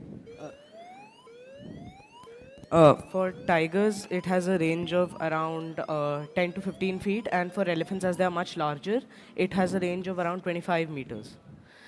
Got it. So, like, if you look at Pilibhit, no? Yeah. This total area, how many such devices would you need for So just? sir, basically we have researched that we need it in 4 to 5 kilometer range. We're planning to put around 15 to 20 of those copies. What we're gonna do next is make copies and we're gonna go there, test it for a long time. So for 4 to 5 kilometer of range, we'll need 20 devices. So instead of this, why don't you improve your resolution of your device resolution so that you can increase it from 10-15 feet to a larger distance, right? Because Yes, sir. for Yes. time for you to act at a 10 feet, and that too with the tiger, Yeah. even if there's a device, is a very, very rare chance of taking risk of your life. yes. It's a very sensitive area, Yes. right? So why don't you increase, or is there any effort to increase the distance? Yes, sir. We've been trying to acquire a higher resolution camera and make our model better so it can recognize tigers at a larger distance. Yeah. And also, this is mainly going to be placed as like in Pilibhit, it's basically like the village, the forest, and in between there is a buffer zone of crop fields. So we plan to place it between there so that if dangerous animals come towards the human settlement, that is when it So will I raise war. understand, but in your current model, you require many devices, because to plot the So, distance yeah. limitation. So if you increase the resolution, maybe you will reduce your number of devices. And also, the time to respond and act, especially with wild animals like tiger, you require a little larger distance, right? Yes. So Yes. you can't suddenly act on it the moment there's Sir, we actually had an idea which we came up with really recently. Those old repurposed phones, the ones that have been thrown away, we have planned to use their cameras as our main cameras because even the lower end phones have a really good, they have the potential to be way better than many devices on the market and they would be much cheaper than those devices. So we have a plan on acquiring many repurposed phones, acquiring their cameras and putting them in our prototypes. Yes. Plus, in areas like Philippines, where technology, like electronics aren't that accessible, this is going to be something that's going to promote sustainability of our project and also ensure that it can, work there. Considering. See, this is a very interesting thought. And second thing is, here it's not individuals who buy these devices. No. It's the forest authorities. Yes, sir. They can easily procure this because the cost of human life is more important, and these devices can certainly be a meaningful approach. Yes, sir. But if you work around the resolution so that the distance and the response time is much better for people, you have more response time for them to act and also scan larger wide area, that you can do using high resolution lenses. Yeah. So that's my feedback. Otherwise, it's a great idea. Yes, sir. Thank you. Sir, we also did the math and we found out by, like the DFO, he told us that by the math, we would need around 1,440 scarecrow position. So also the fact that they keep on raising the alarm, it causes a phenomenon called alarm fatigue, where the villagers eventually begin ignoring the alarms, thinking that it's a random. It uses specialized code so that it only detects tigers and elephants and the dangerous animals. So our aim is that we do not cause any alarm fatigue, and all of the alarms, all of the noises are kept, and we want the people to believe that when our alarm blares, it is actually a dangerous animal instead of an anhydrous system which raises the alarm and Fair causes point. So in fact, if government can spend 200 crores on compensation, I'm sure they'll love to invest No, I in know. ours. Government should not have a limitation on Yeah. projects like this. Yes, right? sir. Thank you so much. I think you guys have done a lot of work in the Thank media also. Really appreciate that. Yeah, you have questions. Sir? So how do you classify something as dangerous? Like you said, this is something very customized to tigers and elephants. Sir, so And So we're ending the also same. in process of developing a website for forest officials to use so that they can access this live feed from their phones itself. Motion QS हो गया शायद. Yeah. So that's because The motion is on. Has it detected something in there? So a common man can use this device without any knowledge about the technology stuff. Yes, sir. Okay. Just one last question, because I was saying that, the Safe Stripe, and they also, Continents like Africa, South America, and Australia, which are also plagued by human-wildlife conflict, can get wilding devices. Rhythm.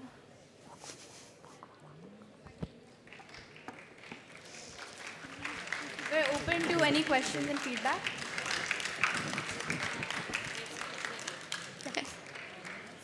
Sir, any questions and feedback for us? Yes. Thank you.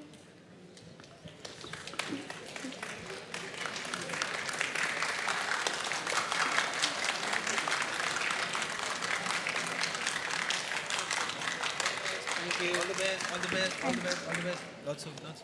Thank you, Team Wildling, for demonstrating how technology can thoughtfully balance safety with environmental responsibility. Before we proceed, we would like to acknowledge and welcome Mr. Shikhar Malhotra, Chairman, Shivnada School. Sir, thank you for gracing us with your presence this morning.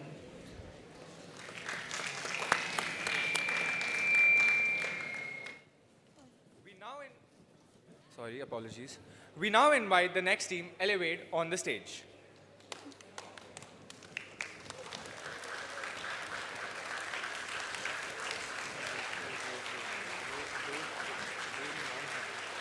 Elevate is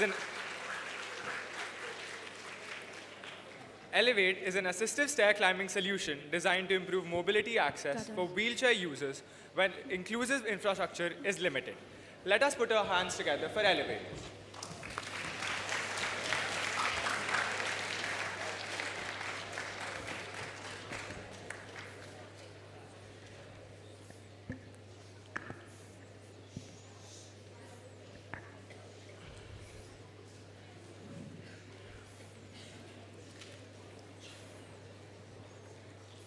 Good morning, respected judges, teachers, and my fellow friends. We are Team Elevate from Shivnath School, Faridabad. I am Akshan. I am Rhythm. I am Rahini. I am Aisha. And I am Lakshay. Today, we present to you our stair climbing mechanism, which is retrofittable and makes stair access safer and durable for wheelchair users.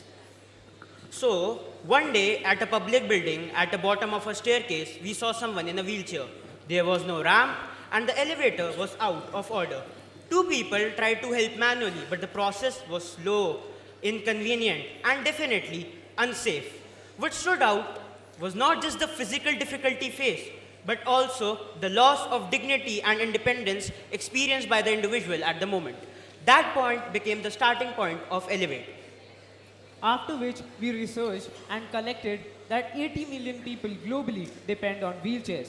42% face mobility issues and 2 to 3 lakh international cost is often seen on Amazon and other websites. Based on our observation and research, we defined the problem statement clearly. Wheelchair users struggle to safely climb and descend stairs due to lack of accessibility, high cost of advanced devices, and reliance on caregivers' support. In some places, even where there is a solution, it's not financially and practically available to the wheelchair users. And thus, we propose our product, Elevate. Hello, doctor. So we have a few questions we have to ask you. So the first question we have is, how common is wheelchair use in India? Very commonly used. What are the most common difficulties wheelchair users face while climbing or descending stairs? सबसे बड़ी problem क्या face करते हैं वो? सबसे बड़ी problem ये है कि जब हम स्टेयर्स पे उनको लिफ्ट करते हैं, चढ़ाते हैं, तो उसमें हमें 2-3 लोगों की बहुत सपोर्ट मिलती है, उनको चढ़ाना है. लेकिन अगर कस्टमाइज व्हीलचेयर हो जाए तो उससे हमें सिंगल पर्सन भी हेल्प कर सकते हैं उसे ऊपर लिफ्ट करने में. और हर जगह क्या है, लिफ्ट नहीं है अवेलेबल, तो कहीं स्टेयर्स पे बहुत फेस करने को मिलता है हर किसी को, तो वो बहुत इम्पोर्टेंट है. As you can see, we also consulted a physiotherapist to understand the medical perspective. They emphasized on the importance of controlled motion, balanced load transfer, and maintaining the center of mass during stair climbing. This reinforced our focus on stability and slow controlled motion. But a traditional wheelchair, somebody had to lift you up on the stairs and then you could go. So I decided not to go. It was a big sacrifice on my part. I wanted to go, but I didn't go. So, yeah. We also interviewed a wheelchair user who shared that stairs are one of the biggest barriers, often forcing unsafe manual lifting and dependency on others. We defined clear objectives. Functionally, the system must safely lift both the wheelchair and the user. From the design standpoint, it must be lightweight, portable, and retrofittable. From the testing perspective, it must demonstrate consistent safety performance, sufficient torque, and stability. We evaluated existing solutions that are currently available. Robotic stair climbing wheelchairs use advanced technology but are extremely expensive. Manual lifting methods cause discomfort and can pose safety risks. Platform lifts require infrastructure modification and high installation costs. These solutions together fail to address affordability, portability, and ease of adoption together. Elevate is a single integrated module with the wheelchair attached to its rear. It includes a track mechanism which is responsible for gripping to the stair edges. This provides a controlled and safe stair climbing. Structurally, Elevate is mounted upon the wheelchair through the rear end or the back handles. This placement is intentional as it allows the system to bear most of the load while keeping the front wheel stable. Moreover, it acts as a powered climbing assist module rather than replacing the wheelchair's motion. This ensures that it is intuitive and easy to use. One of the most important aspects of Elevate is how it manages to transfer load. The load is the weight of the wheelchair and the user. So the load has to be transferred from the small wheels of the wheelchair to the large tracked mechanism. This reduces stress on the small wheels of the wheelchair and prevents slipping. By ensuring at least 2 points of contact between the tracked mechanism and the stairs, it minimizes the risk of tipping as well and ensures balance. So as the wheelchair and the model go towards the staircase and approach the staircase, the track belt gets into contact with the first step. We lift the wheelchair up slowly, step by step, with controlled brakes in between.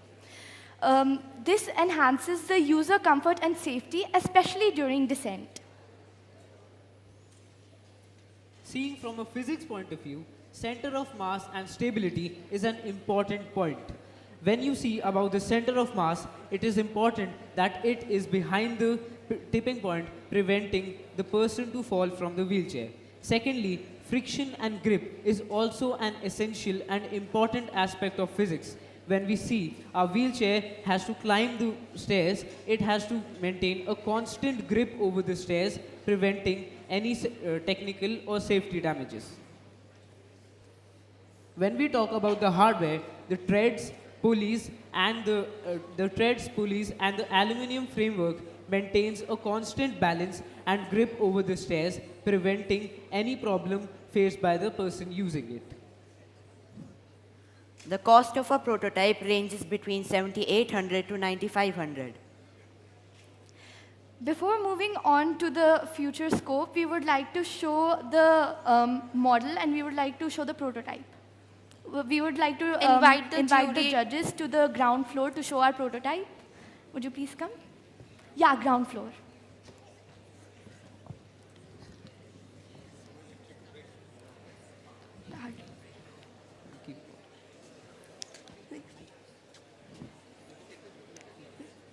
Ground floor.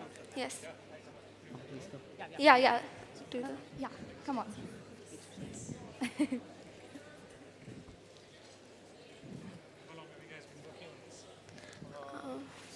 Four.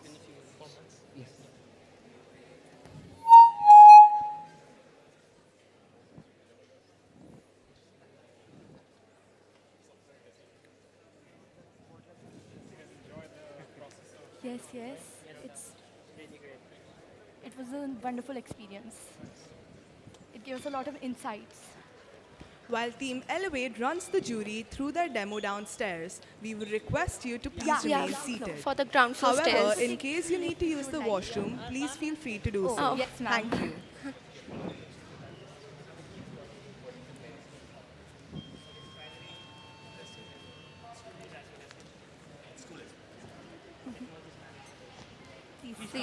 Please.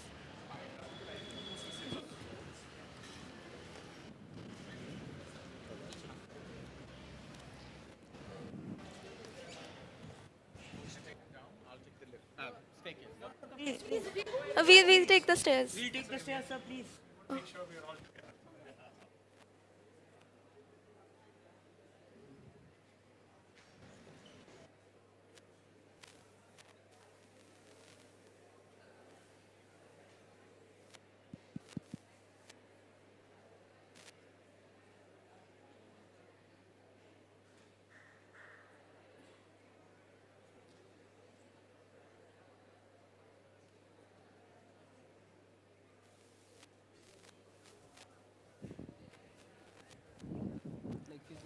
Yes. As you can see. We expressed how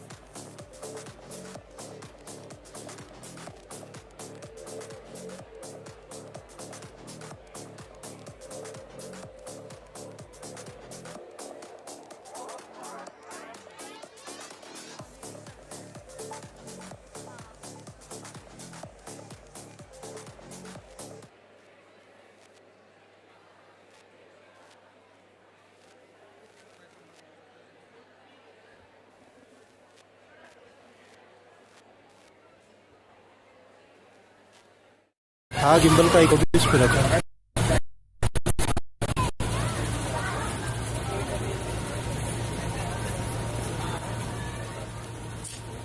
RF ऊपर से भेजा है उधर बाहर में।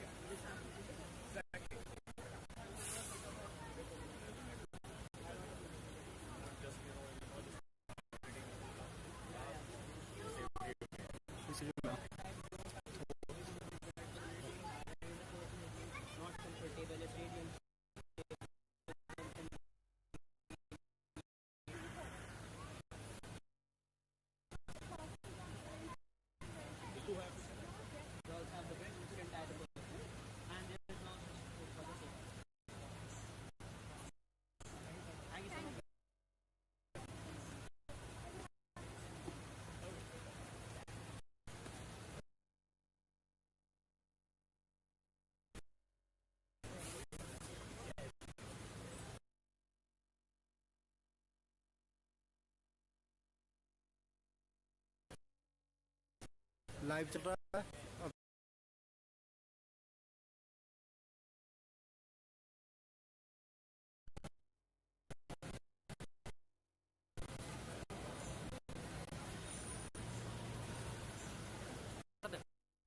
हाँ इसको of कर दो, इसका बैटरी ऊपर जाके निकला देखती है क्या आता है।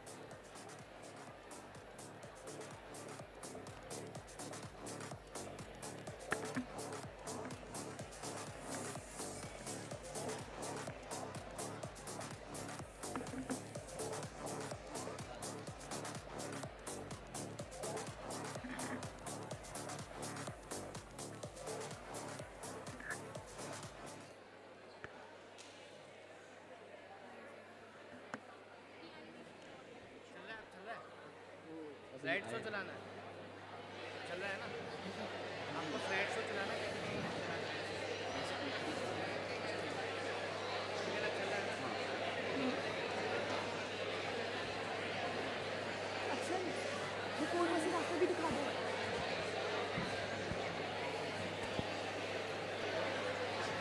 Check check check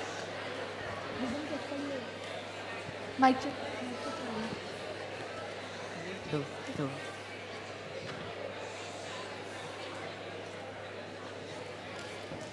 So as you all can see, this was our journey from first stage to the last stage, how we were also able to test it on a real person who had faced an issue climbing wheelchair. And yes, thank you. This was the first stage.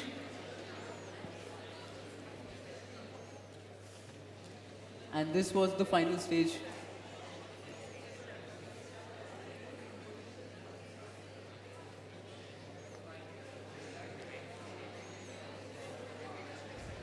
So Elevate promotes independence amongst wheelchair users, and in the future we plan to implement adaptive stair control features with speed control, along with a gearbox which is motor driven.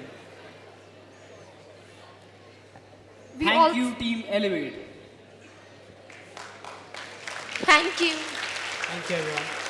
Thank you.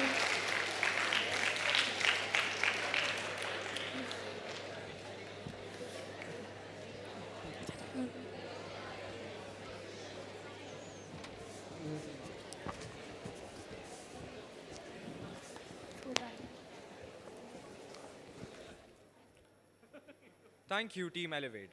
Next up, we have Team Spectra Safe. May we have a huge round of applause for them.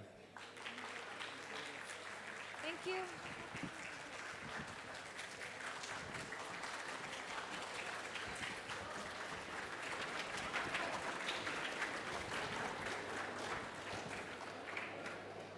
Check, check, check, check, check. Hello? Check.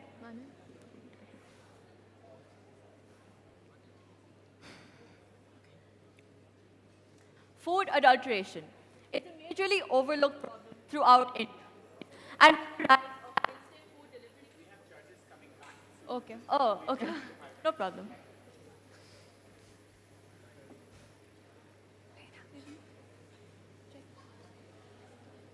Check. Check. हो गया हो गया Check. Check हाँ ठीक है check smartness centre smartness centre smile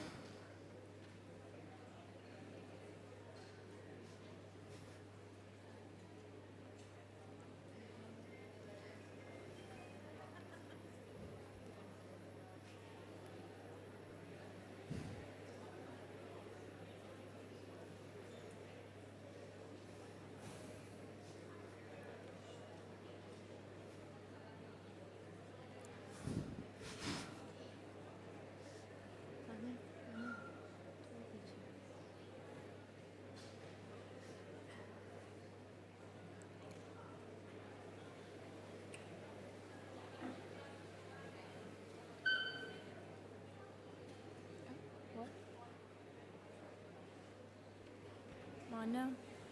Mana? Yes? Okay. Mana, smile.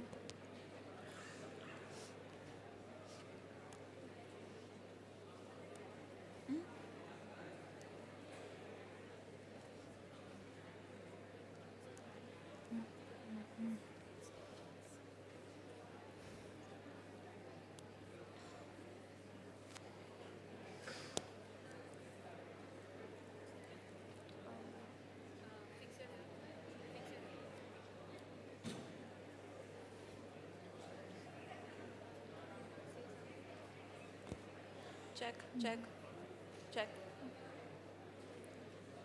Okay. Thank you.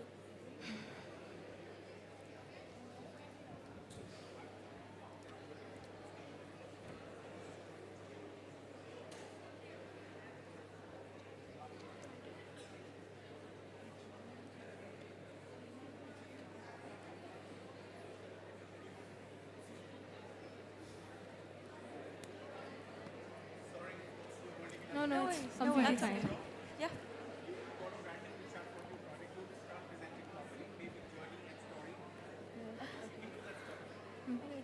Sure. Talk about our journey. Journey? Journey. Journey. Stop.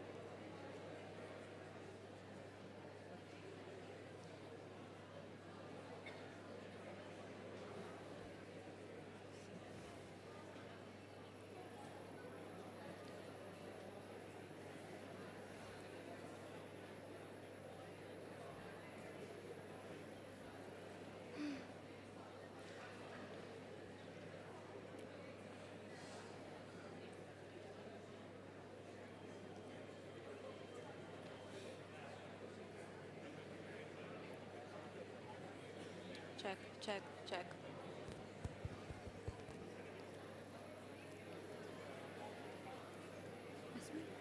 नीचे भी ठीक है नीचे भी Food adulteration. It's a hugely overlooked problem across India. And with the rise of instant food delivery apps, the issue of food contamination only becomes worse, and it remains unchecked. It is a multifaceted problem that affects millions. And we cannot solve it alone. But we can solve it using bite-sized chunks. You see, food safety is something that is only discussed after contamination, after illness, after the damage is already done. But we propose a different question. Can we detect the adulteration or degradation of food before consumption? Good afternoon, esteemed jury, teachers, parents, and our respected audience. Let's dive headfirst into the question, what are the lies that we are being fed?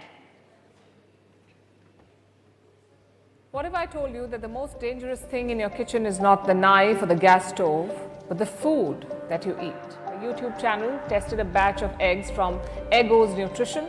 It found two chemicals, nitrofuran and nitroamidazole. They can make your milk is watered down. Worst case, it is mixed with detergent, urea and cheap fat. Paneer or cottage cheese is stuffed with starch or worse.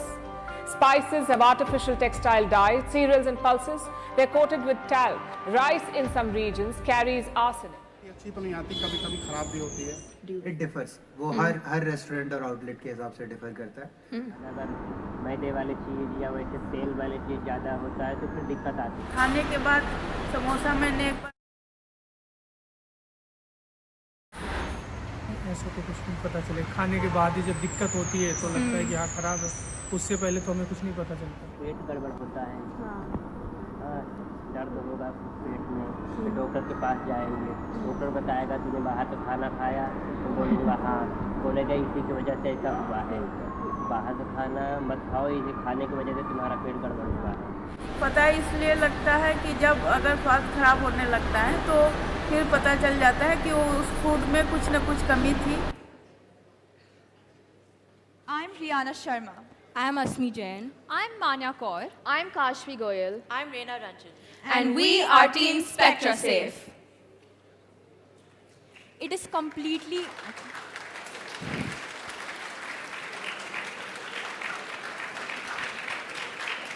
It is completely devastating to know that more than 100 million people are being affected due to this problem in our own country. 4,20,000 deaths occurring annually. How would you feel if the people who were dying were your loved ones? The consequences of food adulteration do not just end at a mild stomachache. They can be as fatal as kidney liver diseases, deathly allergic reactions, food poisoning, and foodborne diseases. To validate our problem, we connected with multiple experts and an NGO. Let's have a look. अभी news में भी देखा पतंजलि का घी हो गया, का घी हो गया, उसके एकदम सिंपल पैक्स, एकदम मतलब कॉपी पैक्स निकल रहा है, but they are all fake, original नहीं. हमें नहीं पता कि हम कब कंज्यूम क्या कर रहे हैं. That is affecting not only our health but mentally also, और lot of expenses are going on the body. तो अगर ऐसा कुछ प्रोडक्ट मार्केट में आता है तो डेफिनेटली रियली नाइस. Adulteration तो बहुत इफेक्ट करता है, and it is like very dangerous. It is leading to cancer. It is like food poisoning, so it is very the minutest thing, and जो adulteration है and day to day में जब जाता है तो it ends to cancer. Yeah, it depends कि how much spectrum, how many what things you have taken in this, and definitely if this spectrums are giving infrared spectrums are giving accuracy in detecting the adulteration in food. Definitely it will be very helpful. I am really happy that you have made such type of device. Really happy. An AI-powered device which uses NIR spectroscopy and a computer vision system to detect food adulteration instantly. Presenting Spectra Safe, our solution to combating food adulteration. Now comes the question, how are we detecting these adulterants? Well, we are using a scientific technology known as spectroscopy, which is the study of the emission and absorption of light, which helps us understand the various chemical compounds and bonds that are present in various objects and items. We specifically are using NIR spectroscopy, which is near-infrared spectroscopy, to achieve complete accuracy for your safety. Now, let us take a look at the key features of our device. The core of our device is a near-infrared sensor. Everything around us, starch, fat, moisture, byproducts of chemical degradation have their own unique spectral fingerprint. That's what makes spectroscopy so powerful here. It looks beyond just the appearance or the smell of the food sample. Instead, it probes into its molecular structure. Through our device, we shine a LED light onto our food sample, and what is reflected back, we take the readings of our food sample. Then, we compare this with a preset database of the spectral profiles of foods that we know are safe and freshly prepared. Then, we come to our ESP32 microcontroller. This microcontroller has features of Bluetooth and Wi-Fi, and it takes care of the computation and data transfer. We do a data analysis to see if the recorded values that have just been taken by the user are up to par with what we expect from our database. If we find that the deviation is greater than what's expected and it exceeds our safety threshold, we show this as a result on our web or our mobile interface, clearly telling the users that the food that they have just tested is not safe to consumption. What makes this unique is that, unlike our chemical testing methods, this is non-invasive, and instead of taking hours, it just takes a matter of moments in a quick scan. This is a 3D depiction of all the key features mentioned.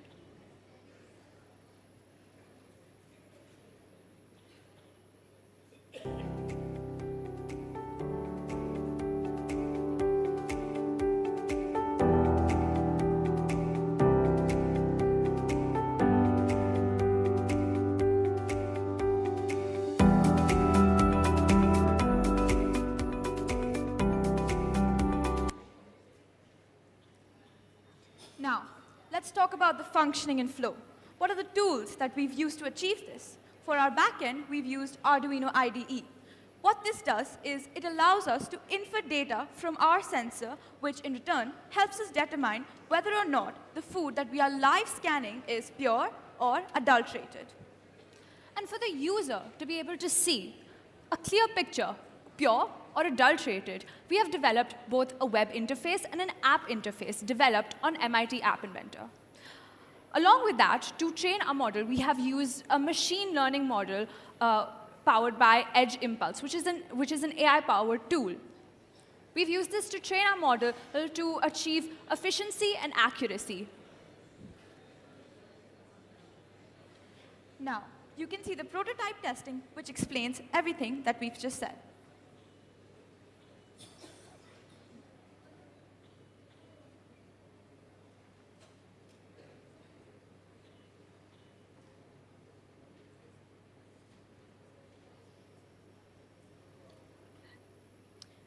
These are the first steps that we took into creating an impact with our device.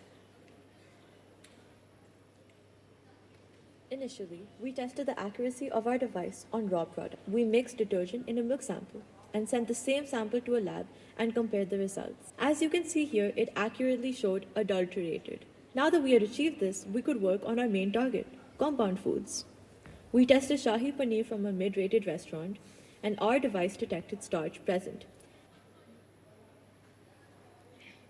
So here we can see the results we received from the lab in comparison with the results that our device gave us. As the results aligned, we were reassured about the accuracy and the reliability of our device. Moreover, it shows that what a lab takes days to achieve, our device can do within seconds.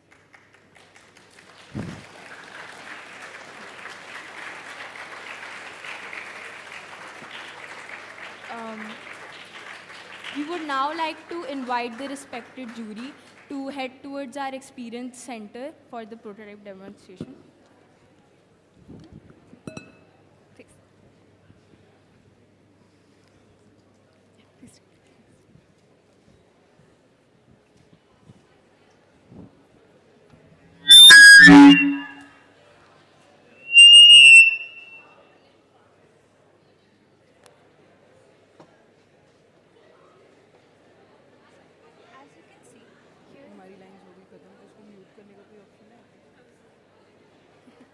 As you can see, here is our device. नहीं There's the जब 3D खत्म हो जाएगी casing. तब कर सकते हैं वैसे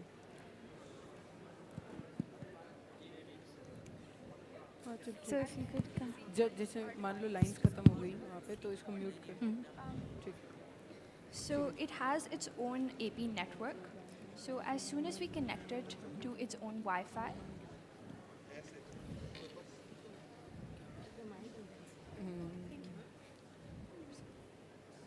तो जैसे और ऐसा लग नहीं रहा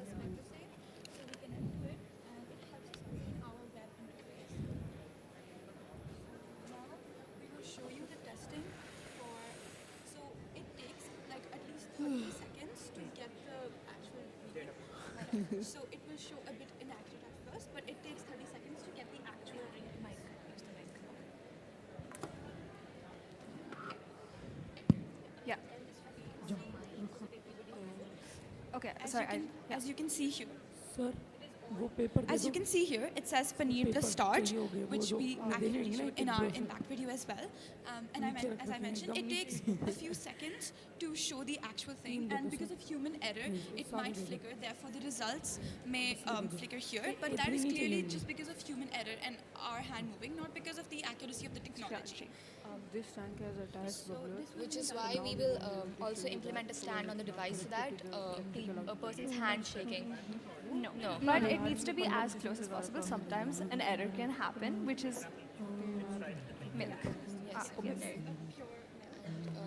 So usually our device is wireless and does not need to be connected to any sort of power source, but just today morning our charger broke.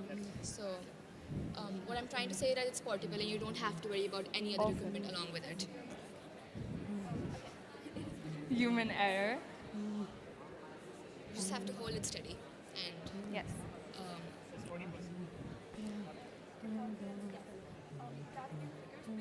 Hello.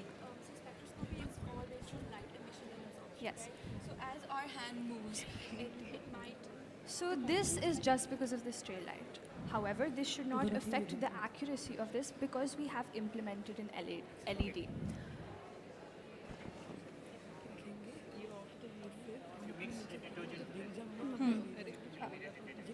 Yes, after a few seconds. We have us right now because so Because right now what we wanted to show was a clear-cut pure versus a clear-cut adulterated without any tamperment to show the actual impact of the problem. However, in our testing video and in the previous rounds, we have tested. We have. So the cost of this device is 5,000 rupees. 5,600.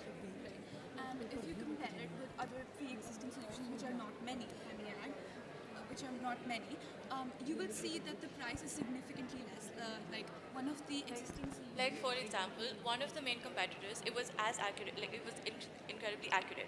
But just to use it for 1 hour, you have to rent it for 1,10,000 rupees. And another, there was a portable device as well. So we were looking at the general, like at the end, our end goal was that the general public would be able to use our device because as of now, there's no such portable device that anyone in the public can use. And Yes. We want everyone to feel safe in their own homes. We want it to be as easy for them as, going to a market, a local market, sabji mandi, to and understand whether their food is adulterated or not before buying it even. So that they don't, because everyone is affected by this. We don't want to look at the... These retail chains can buy this and show their customers. These are Right, yes. We are also looking at the B2B. वो पहले बोल रहे हैं जूडिश के आने से उदय और मोक्ष ने पता नहीं कि जो मेरी लाइन थी The next phase where we are able to connect because we don't want to work against them. We want to work with them, with the government, with FSSAI, and with all of these companies to ensure that the consumers, they are safe. And we also aim to implement this for people who often use on-demand food delivery apps, because you can get anything from web kitchens, but or cloud kitchens. But As an end user, if I'm Yes. on a day-to-day basis, I consume many stuff. Yes. Right. Practically, sometimes on the move, sometimes in office, Yes. sometimes at home, Yes. sometimes in function, sometimes in a place like this. How would I carry a device like this with me every day? That's number one. Well, okay. So Connect with the laptop. So what we're trying to explain is that for this only needs to be charged. It has a battery life of a few hours. Just today, we are not able to charge it because our battery port broke in the morning. Giving me fine print of the composition. Right. So, for example, I know that's paneer and starch. maybe. Yes. Okay, sir. You know, Yes. this device gives me a very good way of getting into the detail, ingredients, and helping Yes. me understand, and it makes sense.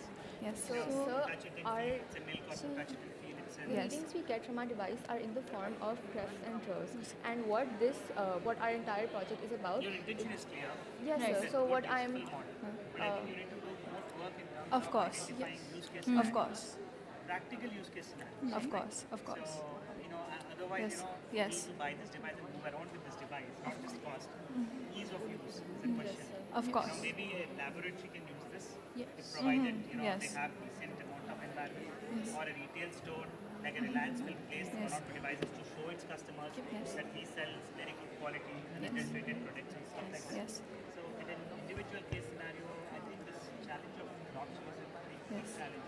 Yeah. Ease of use is a huge opportunity for you Yeah. to rediscover your protocols in terms of identifying.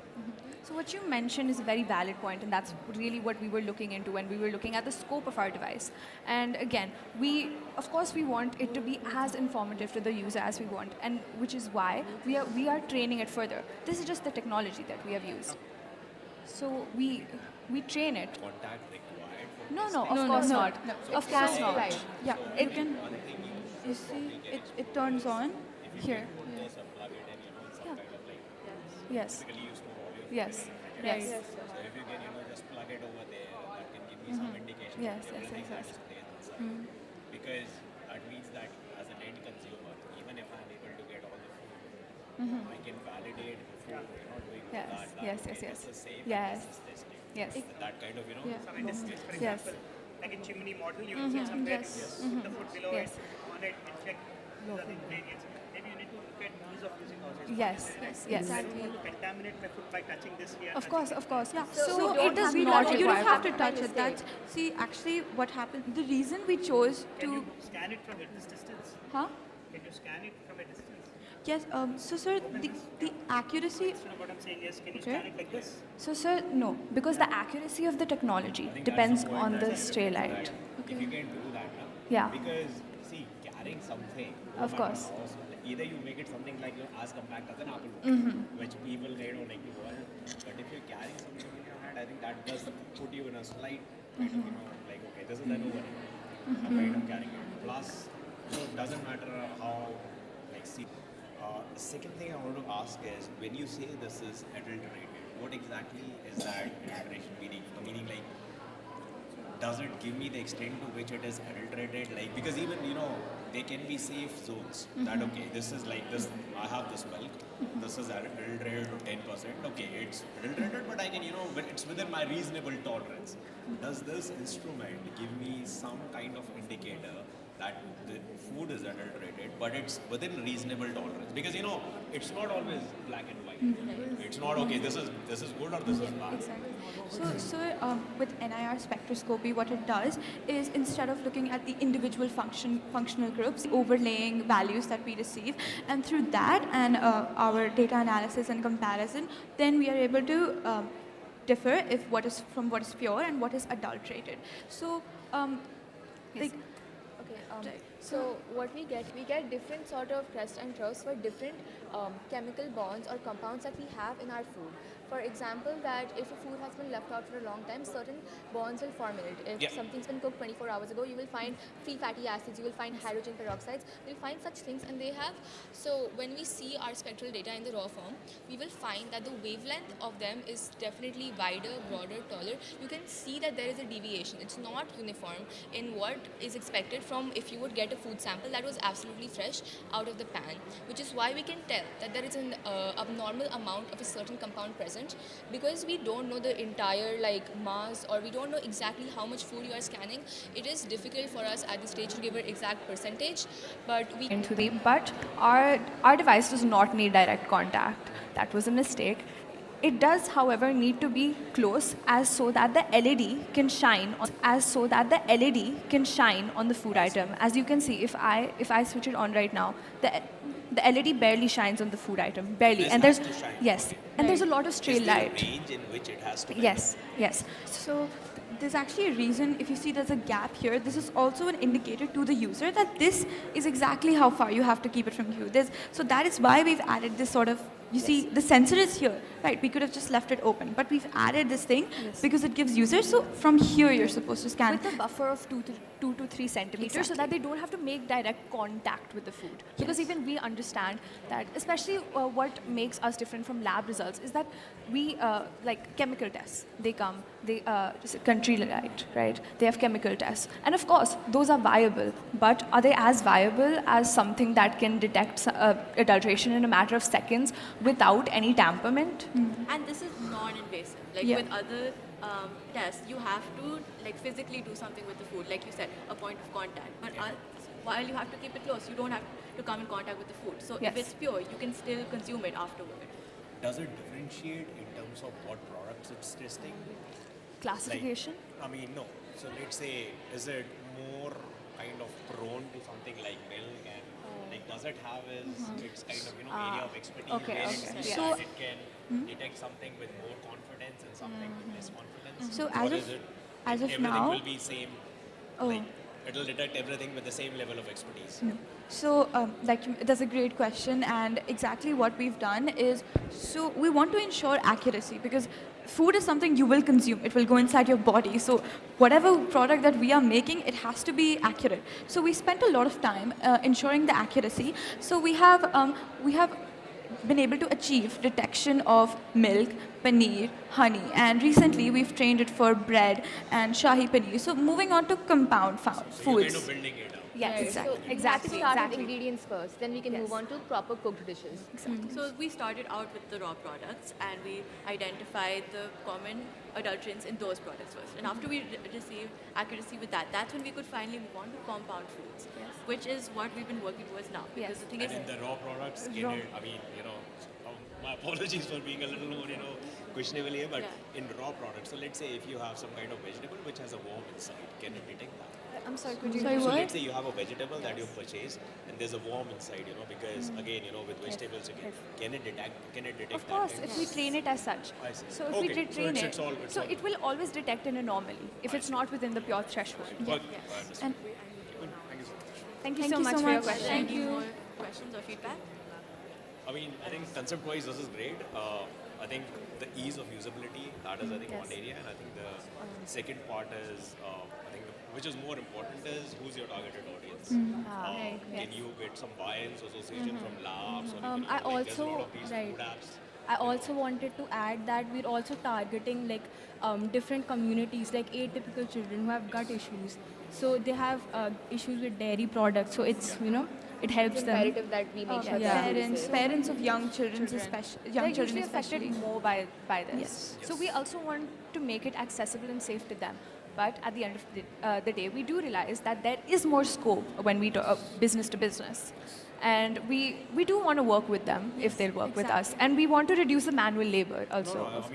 From a safety perspective, I think if something makes you completely relieved of what you're reading. Exactly. Again, this, you very rightly highlighted that egos instead. When I hired our safe talking of it, we use it all the time. Exactly. So again, I think this kind of product gives a great reliability to the stuff that we're reading. But it's just that I think the accuracy and everything has to be there. And then the other part that I said is that the usability, like from a usability perspective, the more usable you make it, the less number of overheads it has in terms of reaching that. We now have our next team, Cyan, on stage. Can we have a huge round of applause for them? Thank you so much. Thank you so much. Thank you. You're not finished yet. Good luck. Thank you. Thank you. I didn't know you knew so much. Thank you. But wait, come.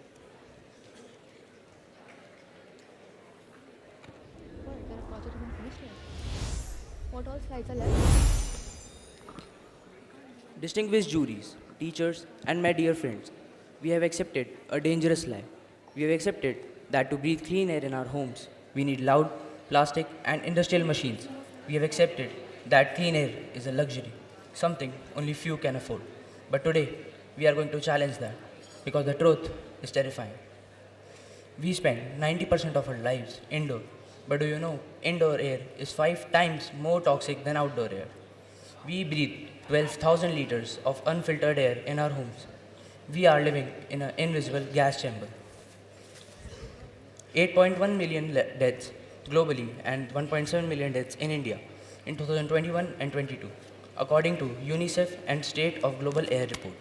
Today's news shows that Delhi has imposed 50% work from home a must due to degrading air quality. 10,000 rupees have been provided to the workers who have been hit by the restriction imposed on building activities. PM 2.5 is the major pollutant, leading to COPD, asthma, lung cancer, and heart attacks. So we decided to talk to an expert, a doctor who has been in this field for decades, the director of pulmonology at Sarvodaya Faridabad, And so Dr. breathing Manisha becomes Mehendiratta. much more difficult for them, and the damage it causes would lead to progressive decline in the lung function. Just the most efficient way that we can reduce this. See, to understand the most efficient way, we first have to know what are the factors which are causing air pollution. So, main is like vehicles or industrial waste. So, it's a huge project where work at community level, at public level. Nature solved this problem millions of years ago. It's called photosynthesis. But you can't fit a forest inside an apartment. So we asked a different question. Can we miniaturize the forest? Ladies and gentlemen, meet Cyan, the AlgaLamp.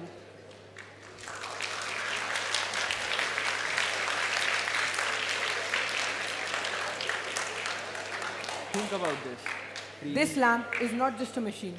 It's living technology. Inside this lamp lives algae, which is a diverse group of aquatic photosynthetic organisms that can create their own food by using sunlight. Algae can range from microscopic cells to large kelps. Now, let us talk about the biology and the working of cyan. We started with the spirulina mother algae. Inside these tubes, we take care of the air, the water, the light, and the nutrients required for the algae to grow. You might be wondering, what are those bubbles? Well, they don't just look cool. They create fragmentations. The air bubbles break the algae and helps it to multiply faster. Cyan works just like a tree, but without the wasted energy of growing a trunk or branches. Each and every cell works just like a cell. It takes carbon dioxide, absorbing pollutants, and produces oxygen. The photosynthesis has two processes, light reaction and dark reaction. In light reaction, the water molecules are broken down into hydrogen and oxygen. This process is known as hydrolysis. In dark reaction, carbon dioxide is reduced to glucose. You must be wondering why we chose spirulina algae.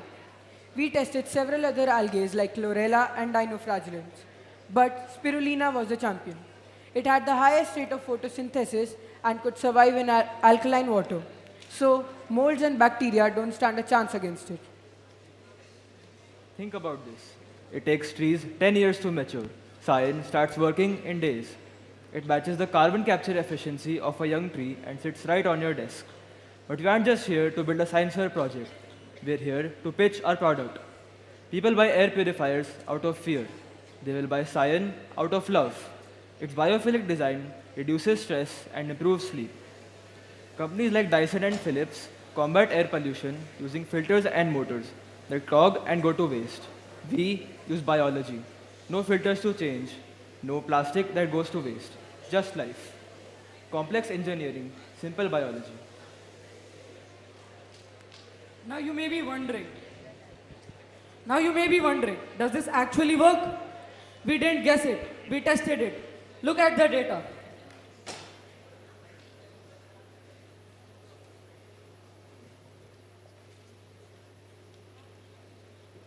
So first we made models, like this is the lamp, and next are the wall panels that we made for public spaces. And see, look at the data. We put our prototype into a smoke-filled container with an AQI of 371. After just mere 2 or 3 hours, that number dropped down to 169. That's a 50% reduction. The science is real. And people often ask, can this scale? I say yes. Here's our unfair advantage. Our primary raw material grows itself. We don't mine it, we don't export it, we grow it. That makes us the cost of bills the lowest in the industries.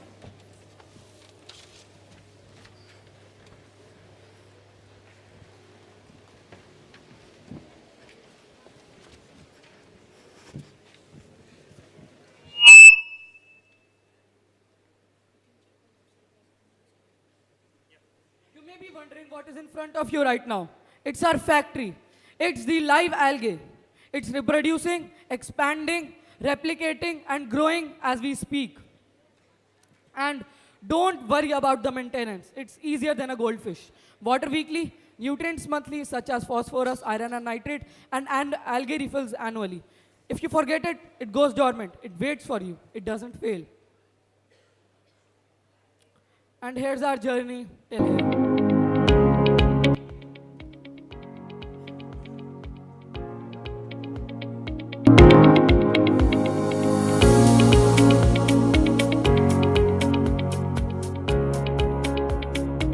We started from scratch, hunting for the perfect algae strain in local ponds. It was messy.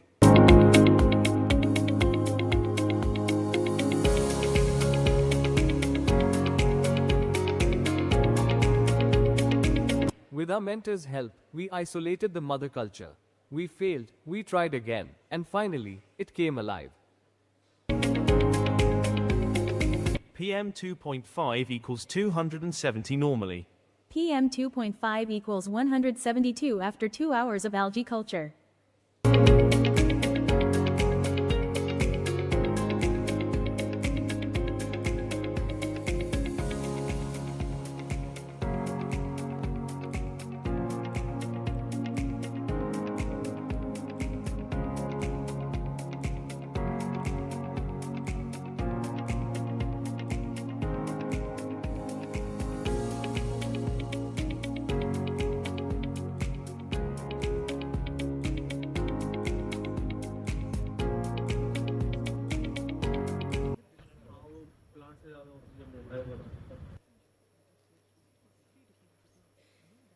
Is very important thing for all of us. बहुत जरूरी है society को decarbonize करना. This is the major problem with the children. Yes. If you guys are doing now, you will definitely motivate many other.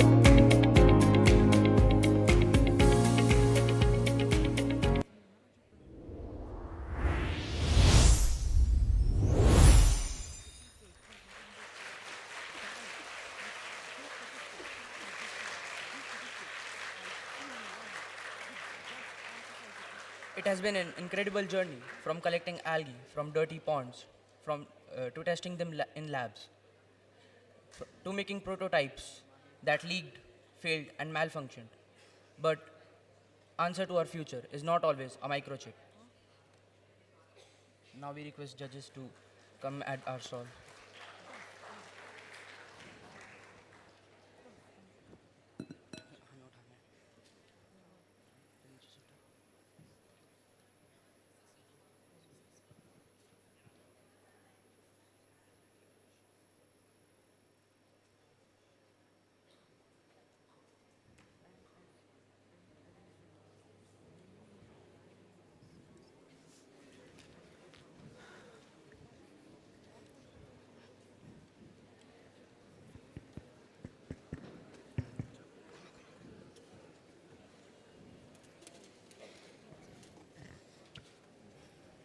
I see.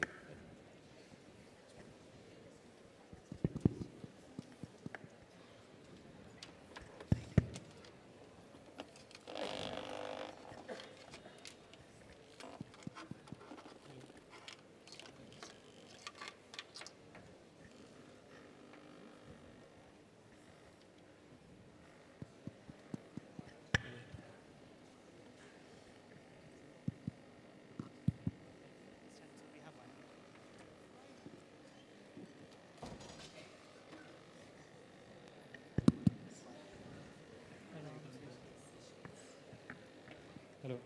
Just setting up. Maybe while you're setting up, you can answer the questions. Could you explain, there's one thing I didn't get is a filter actually stops the pollutant, right? It basically captures it so that clean air comes out. How does the algae do it? Or does it So just... basically the algae, so first we need to understand what is AQI. AQI is made up of three substances, PM10, PM2.5 and VOC. Our algae, as it is wet algae, it takes up the PM2.5 is the most dangerous substance for our body because it is very small. So the wet algae sticks the PM2.5 to itself, and it also reduces the VOC significantly because it takes up the carbon dioxide from the surroundings and turns into oxygen. It is efficient than the other air purifiers because the algae is efficient in comparison to a 15-year-old tree. So one question, which is when you build these kind of lamps, how do you plan to source these algae? I mean, in your case, you kind of went ahead, so I mean, pulled them up and all that. Like, how would the source come? So as we said, it's a self-replicating factory. Okay. We did algae culture, we give some nutrients, some water, and it grows itself. It's a self-replicating factory. As we speak, it's replicating, expanding, and reproducing itself. But when you go across lamps, like you build up, let's say 10 lamps for, you would be, because it will self-replicate for those 10, like a lamp individually, correct? How do I source it when I'm building up a new lamp every time? Or can you pass it from one? No, as we said, we took a little bit of algae, we cultured it. Now, there is more algae there. More algae there, more algae there. So, we didn't put all of the algae in the lamp. We have other algae.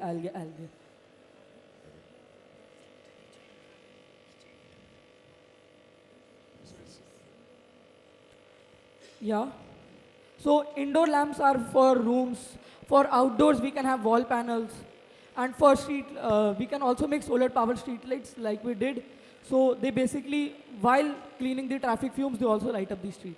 Can you imagine when someone enters your Airbnb, they see these wall panels and lamps, and it'll save you a ton of money on the electricity also. Yeah, I can definitely imagine. It's very nice. Is there anything that exists in that? Black light down.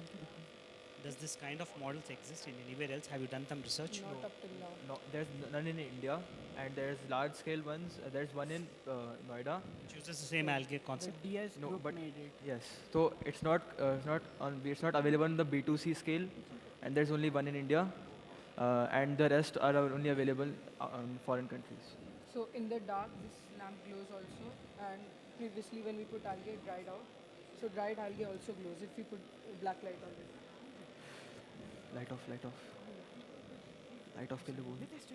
Can we have the lights off, please? What's the range for a lamp? Like how much? So 2,000 rupees was the making cost. No. The range. I mean, like in a room, let's say, how big of a room can one lamp be sufficient for? It can A large king size bedroom. A large king size, it can filter a large king size bedroom. 6 liters of algae has the capacity to produce oxygen as much as equal to 15 years of young trees. And inside this lamp, there is 9 liters of algae. Casualties. I need 2004 in ocean oil.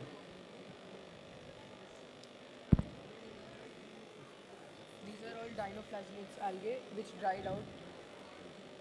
So the dinoflagellated algae are very rare because they. Have you seen the oceans glowing sometimes? It is due to the dinoflagellated algae, but they are very rare. So obtaining them was very hard. That's why it. That was his question, no? If you have to scale it across, let's say you have to sell. No, it is right now. It is growing.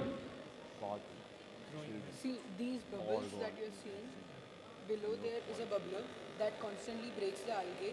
So it increases the fragmentation process of the algae, creating it a self-replicating engine. So if you have to buy, let's say, 5 lakh of these units, how will you do it? We'll probably create a factory which has all these bubblers and algae that will keep on multiplying the fragmentation effect. So they keep on growing. And then, for example, you had 1 liter of algae. After some days, it will grow and fragment again and again and convert into 2 liters, probably with time. So it is self-replicating. We don't need to source it again and again. The bubbler, basically it's cut the algae, so it's fragments, and then fragment is also growing. They grow into singular and fully independent parts. Got it. I understood that carbon dioxide aspect of it, that it takes the carbon dioxide. Yeah, takes it down, the sends motor. oxygen out. What does it do with PM2.5? So basically this is wet algae. So the PM2.5 is very small particle, as I said. So they basically stick to the wet algae. They get dissolved in the water because there's an air bubbler in there. So the air goes inside and most of the... These are all air vents at the top. And it is getting oxygen from that specific bubbler. Can there be any scenarios where the reproduction of the algae is stopped? Like, are there some like conditions around Yeah, which if the you don't algae provide is- it enough nutrition, it needs to grow, so it will obviously stop growing, and also it needs water. So how do you provide that filtration, the one that you talked So it needs basically 3 substances: nitrate, phosphorus, and iron. So when you boil iron nail, a rusted iron nail, there's a reddish brown layer comes on top of the basically container. That is the iron we need. We put it in there, iron is done. Now for phosphorus, we basically get urea and we burn it. The top layer is phosphorus, so we put it in that. And basically nitrate is what makes the algae green. So this has a lot of nitrate, so nitrate won't be a problem here. There's an easier way to it. We also sell nutrient drops that you have to put monthly in it. For a And, recurring revenue. Over a year, you need to change the algae. Like, it's been a year, so now you change the algae inside it. We cultured it in our own lab. Yes, we sourced the algae from an outside pond nearby, and then we placed it in a container with a bubbler so it could fragment easily. Yes, we tried to source algae from there, and we did. SNS University. No, university. SNS University. And where did you get these algae from? Like, what's the source of this? So we are using 2 algae, spirulina and dinoflagella. As we said, dinoflagella we ordered, and then from this amount we made like this by algae culturing. And spirulina is very commonly found in lakes. So you can source, like you can order algae? Yeah. Okay, I wasn't aware about that. No, not on Amazon like we asked, and So the somehow we only, got the it. only observation I have is it may fit in large restaurants and models where they can take the special care of making sure this works. At an individual level, at an household level, there's a limitation of making sure you have all these ingredients and keep changing, and any health hazards. If you don't do that, then what are the limitations there? No, so maintenance is very minimal. You only have to put water weekly, and monthly nutrients come. We supply the nutrients. That's our recurring revenue. And if you forget to put the nutrients or change the water, the algae goes dormant. It does not die. It waits for you. Basically, it doesn't die. It waits for you. It doesn't fail if you miss a cycle. And then the next cycle, you can also put nutrients in there. Is there a self-flagging mechanism which can, because of any X, Y, Z reason, let's say the lamp stops working, and because, it's complete, like, if I'm buying it, I'm going with the assumption that, algae are self-reproducing, they'll kind of automatic. Is there something which can flag that this instrument is not working for some criteria? As we said, we provide annual algae refill, so we can also provide that before the annual, before 1 year is complete. So my two cents is, if it has some kind of duplicator, like you take Dyson Huh, purifier, so correct? basically, this green color when it changes to pale white, it is dead, and also you can also smell when it's there. And also the algae moves to the bottom. Yes. So if it is white, then that means that this has stopped. Algae is dead. Thank you. Cool. Thank you so much. Great concept, Mark. Great work. Thanks. And very conducive to Gurgaon and Delhi. Feedback वाली slide.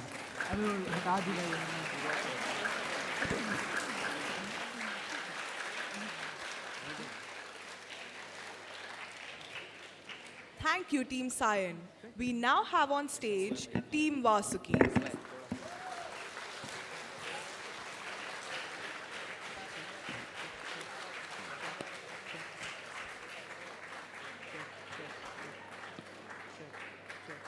Good morning, respected judges.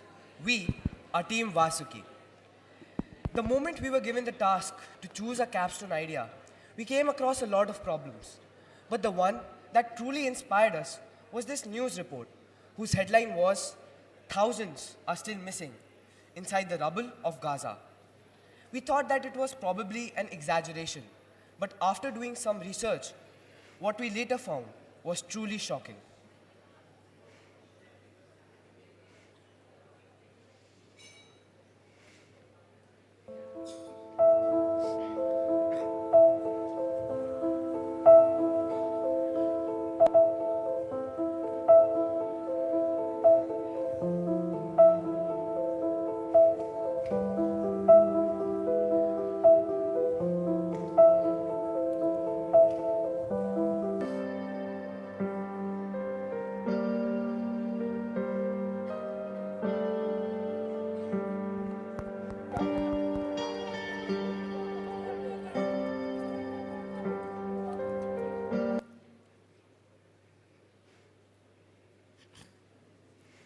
Imagine this. A major earthquake strikes, quickly and violently. The ground heaves, walls split apart, and in a blink of an eye, your home collapses on top of you. As your ribs are slowly crushed by the heavy rubble, dust fills your lungs. Every single breath is heavier and sharper than the last. Every single second, your hope slowly starts to slip away. You hear rescuers, their voices faint and slow, but by the time they reach you, you're already dead. Ladies and gentlemen, this is what many experience during major disasters such as earthquakes. Now, I would like you to imagine, what if you were next? The 2008 Sichuan earthquake led to nearly 300,000 casualties, and the 2004 Indian Ocean earthquake and tsunami, more than 250,000. These bars, they aren't just statistics, but they represent the loss of human lives. Cities full of innocent mothers, fathers, and children, all gone in an instant, for no fault of their own. This graph here presents the golden window. The golden window is a time period of 24 to 48 hours where the chances of survival for anyone trapped under the rubble is the highest. As you can see, after 72 hours, the chances of survival drop drastically. This represents the critical aspect of time in major search and rescue operations and the true reality of them. Now, this table which you see here was data compiled by students of IIT Kanpur who simulated the 1995 Nanbu earthquake. The first table shows the number of people who were trapped and the number of people who escaped in 3 different kinds of collapses: no damage, half collapses, and complete collapses. The second table shows the severity of injury in the 3 different kinds of collapses. As you can see, in complete collapses, there's almost 9% of the people in complete collapses died, and an even higher number of people suffered major injuries, which truly highlights the problem of earthquakes. Such catastrophic events lead to consequences far beyond statistics. They lead to mass casualties and swiftly overwhelm search and rescue operations due to limited logistical support. Survivors often endure traumatic injuries such as life-altering amputations and critical spinal injuries, which oftentimes requires immediate medical intervention. Tragically, the help they require arrives far too late.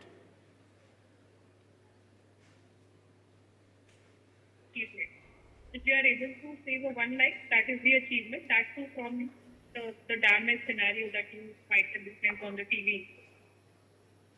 That was Ms. Ranu Chauhan, a senior consultant at the National Disaster Management Authority. We reached out to her to validate our problem. She talked to us about how hard it is to find people located in rubble after major calamities such as earthquakes or tsunamis. And this is how we come to our project statement. Designing robotic swarms as critical disaster responders for rapid scanning and enhanced survival.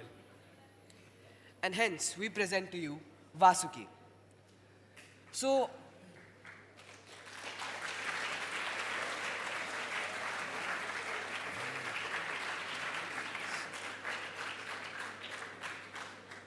let us first meet our team. So we have Devansh Bajpai, Mahesh Bhalla, Arman Sen Dave, Daksh Malik, and I, Vedang Darbari. Before we tell you about our final solution, we would also like to tell you about our ideation process.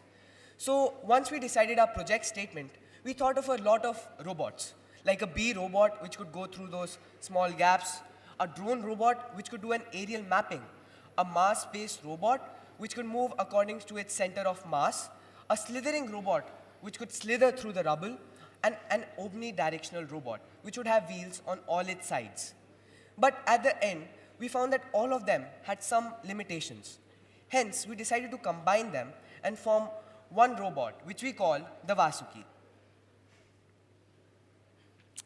So after that, to get validation on a state level, we reached out to Ms. Mukta Girdir, who is a senior consultant to the DDMA, Delhi Disaster Management Authority. She told us that Delhi is in a seismic zone 4, meaning it can face massive earthquakes. And since Delhi has old infrastructure and many high-rise buildings, most of these can collapse very easily. In Delhi, the infra is very old, so most of the time if there is heavy rain or there is some tremors because of earthquake, so we always face a building collapse. All right. So a building collapse mainly consists of a pancake collapse, or what kind of collapse? Whatever I have experienced, it's a pancake, 3-4, and most of the time some portion has been collapsed.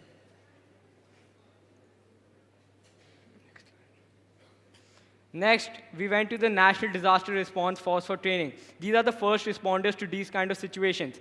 And we identified 3 situations where a robot can be used. Number 1 are air holes. These holes are too small for humans to go into, but big enough for a robot to slither into. Number 2 are pipe rescues. Pipes rescues are often very dangerous because the pipes are filled with rubble. This rubble can collapse at any time and kill the rescuer. Therefore, a robot can once again slither in and examine for any humans and examine whether the rubble can fall on them. Lastly, pancake collapses, which are just mentioned in the last slide. Pancake collapses often occur when the stories of a building collapse on one another, crushing everything in its path. They have massive voids in between, as in air holes, but rescuers can't go in because it can lead to further collapse. So our robot can once again go in, locate any humans or dead bodies located within the pancake collapse.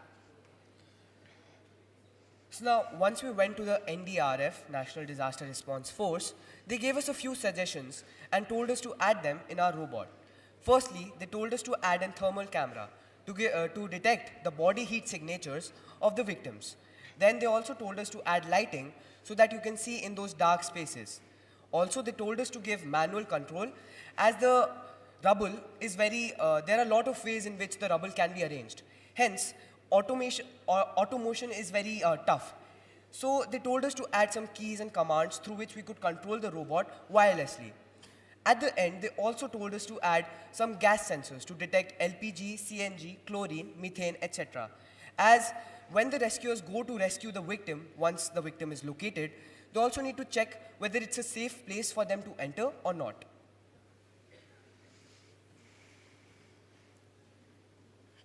Now, let us talk about the design of our robot. Each segment has two alternating servo motors which allow the robot to turn 360 degrees, as you can see from the video. Moreover, the front segment has a gas sensor and the front end has a Raspberry Pi camera and a thermal camera. The back segment has a LiPo battery, 2 voltage regulators and a motor driver along with our Arduino board. The LiPo battery will provide the robot with 11 volts and the 2 voltage regulators will bring down the voltage to around 5. The Raspberry Pi camera will help us visually see the survivors and the thermal camera will help us detect the survivors using their body Here are the heat. key features, ma'am. Ma'am, would you like?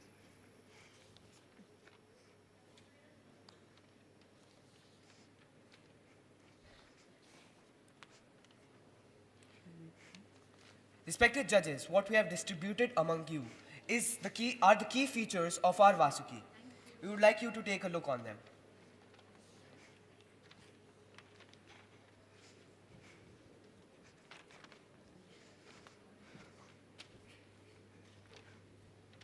Next. Now, here is the step-by-step flow of how a robot will function. Now, the first step is that using all the sensors in its front segment, it will scan the environment and collect data. The next step is that it will send this data over to the rescuers. And then the rescuers will create a path for the robot to travel through manual control. Now, while it's moving, it will actively map the region and also give a live feed through its thermal and Raspberry Pi cameras. If no survivor is found, then it will repeat from step 1. However, if a survivor is located, the robot will notify the rescuers to the survivor's location. Thus, we can cut down the rescue time significantly and also ensure there's safe passage for the rescuers. So now, I think we should talk about the Vasuki's benefits. But before I talk about it, I would like to tell you all how a rescue operation is conducted. So, whenever a rescue operation is conducted, they break the whole area into 4x4 meter tiles, as the equipment available with the NDRF can only lift that much area of objects. So now, the NDRF checks the probability of a human being inside in each square of the 4x4 meter. If the probability is high, they remove that slab and that rubble first, and then move on to the next piece of the square. Now, how can Vasuki help the rescuers do that? So in each 4x4 tile, the Vasuki will go and tell if a human is there or not. And as there will be a lot of Vasukis there, it will be going on simultaneously on various blocks. So the rescuers will also know that which box has a higher chance of a human being there. Hence, the rescue operations will become faster. As we have already said, time is a very important thing in rescue operations.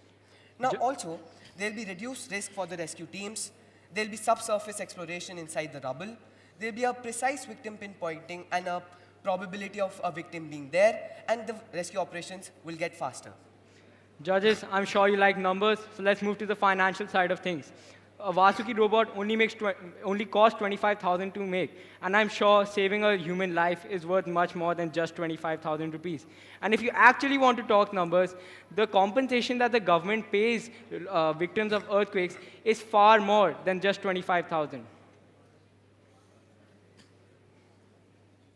So during our visit to the NDRF, while we were getting our feedback, the commander also told us about another project called Project Cobra. This was conducted by students of IIT. Now, their robot was similar to our robot, and they had some slightly more functions and features. Now, the thing is, when they were testing it on the NDRF grounds, their robot, many of the features of that robot didn't actually work very well. And when the commander was comparing our robot to theirs, he said that their performance was similar to ours in spite of them having more features. On top of this, they were asking for around 1 crore for that single robot, while we are only asking for 25,000 in production costs. Thus, we have shown to you that our robot is more efficient, even though both of them have the same ability to find survivors, our robot is more cost-effective and more efficient. So now, once we visited the NDRF, we showcased our robot to them, and here are a few things that they said about our robot. So would you say this would help the NDRF? Definitely, this is going to help us in our operation. कर दिया है, आपको लगता है कि ये NDRF को time save कर सकता है और ऑपरेशन और जल्दी करवा सकता है, क्योंकि गोल्डन विंडो होता है ना 24 to 72 आवर्स का. हम लोग गोल्डन विंडो बोलते हैं, यस, उसको गोल्डन विंडो 24 से 72 आवर्स का होता है. Yes sir. तो ये हमारी बहुत मदद करेगा. Yes sir. और उसमें भी कहानी तो लोकेट करने की ना, सारी कहानी लोकेट करनी, खेल सारा क्या लोकेट करने का. Yes sir. So as you just heard, that was Deputy Kunal Tiwari. He's the second in charge of the NDRF headquarters. And the first video was the commandant of the NDRF headquarters. That means he maintains the whole thing. We were also invited to a foreign expedition, but unfortunately, the NDRF team had to go on a mission to Sri Lanka because the earthquake occurred there. So now let us talk about how effective will rescues be with our Vasuki. So this is a table which we have created of a simulated environment, and as you can see, if humans and Vasuki do rescues together, there will be about 440 survivals. But if only humans rescue like they do right now, there will be only 250 survivors. So clearly, with Vasuki, the efficiency of rescue operations increases by 76%. Judges, we would now like to invite you for a demonstration over there.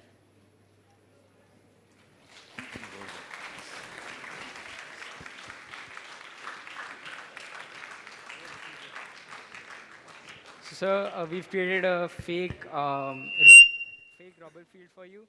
So we'll test the robot on that, and you'll get to see the live face. Now, to test our thermal camera. Yeah, to test our thermal camera, we've got a hot pack for you. You can place the hot pack anywhere in this small simulation that we've created, and our robot will get to it and detect, and we'll show you the live feed cam and the thermal camera feed. Vedang, could you pass me the hot pack, please? Behind you.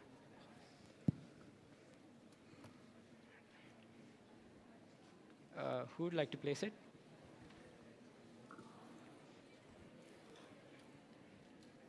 You can place it anywhere, sir. Anywhere? Yep.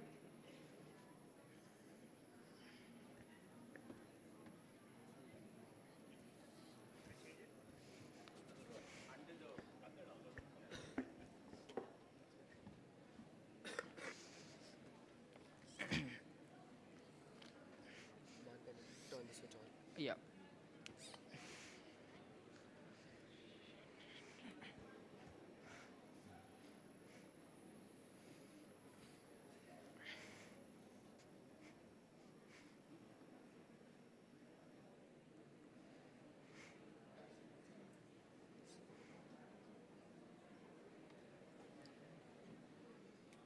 So you can all come and see the live feed and the thermal feed.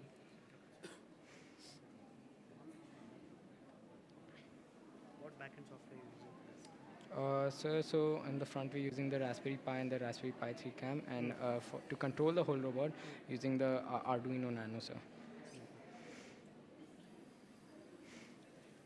So each individual servo can be raised, so if it gets stuck like it is here, we can realign the robot, we can raise every servo on its own. So yeah. So it checks the temperature, it checks the Yeah, so as you can see, there are currently people in front of the thermal camera, so it's seeing that there's body heat over there. So yeah, Vedang, raise first servo.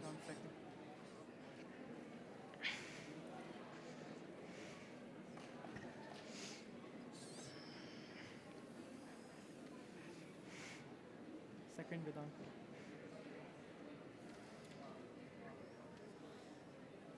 So this requires somebody to manually be there, monitor, and scan it through and look the thing? So initially it was autonomous, but the NDRF told us that told us to make it manual because they want to manually control it to see how the rubble actually is, and because the locating part is actually harder than the rescuing part of the robot.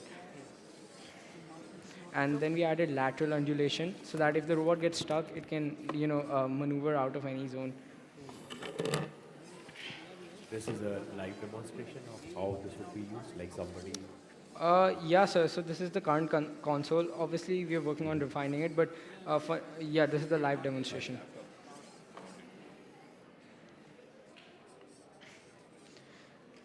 So usually, earthquake rescues can take up to 24 to 72 hours. That's why this can, by exploring the rubble, it can actually save a lot of time. Yeah. So if you want to put your hand in front, you can see. It can detect that there are people standing in front of it, but we are getting it to the heat pack first. Third server. Yeah, third server. It's located, it's trying to navigate it, yeah. Yes. And Yeah. and forward. Left. All right, sir. And there you go. And Just move to the left without, like, just move it. turn it to the left. Move the front a little to the left. And there you can see that's the hot pack. Obviously, it's gotten a bit cold, but you can see the hot pack. And therein. So that's how the Vasuki works, sir. Thank you. Thank you very much. So over here we also have the LEDs. We have photon. So we would like to continue with our presentation.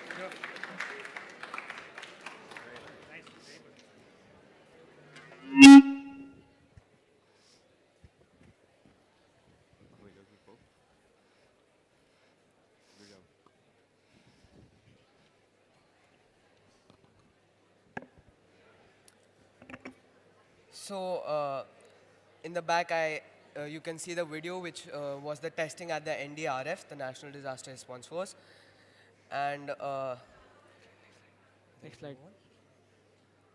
So now let us talk about the future goals of this project. So we plan to add terrain identification for some autonomous movement, which will be done by the PI camera. And according to different terrains, different snake-like movements can be done. Like in the demonstration right now, we were using some random slither motions to get out of the rugged terrain. This can be helpful in the real situations as well. Also, we are planning to do a localization using ultra-high frequencies, which will be done for each 4x4 tile, even though it's not that important, but it will be still effective if we are able to do that. Now, in the video which we are playing along with the localization is one of our starting attempts at 3D mapping using a time of flight sensor. Now, we are also planning to create some things which we call Vasuki eggs.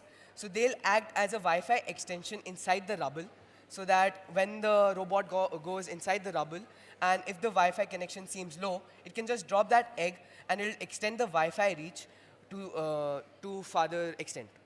Lastly, ladies and gentlemen, on the 28th of December, we'll be going to the Man Ki Baat, where we'll meet Honorable Prime Minister PM Modi, and we will meet with multiple news agencies to get nationwide attention and hopefully more funding.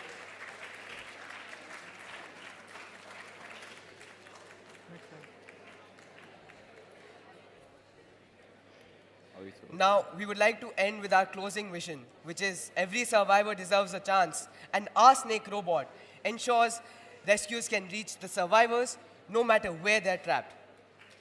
Thank you. Thank you. Thank you. That's right.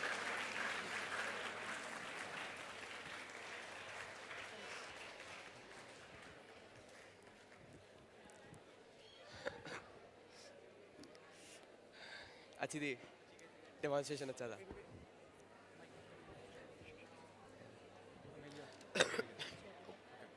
Thank you, Team Vasuki. At this point, we request our judges to please move down to the conference room for their final discussion and tabulation of results. I will request Mark Sir to escort them downstairs.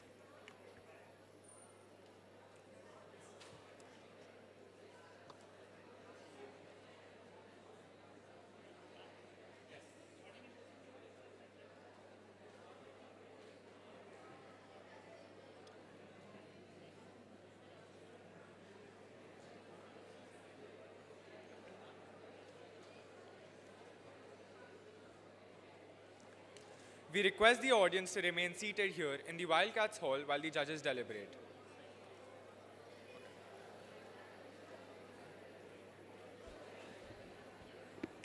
We request the audience to remain seated here in the Wildcats Hall while the judges deliberate.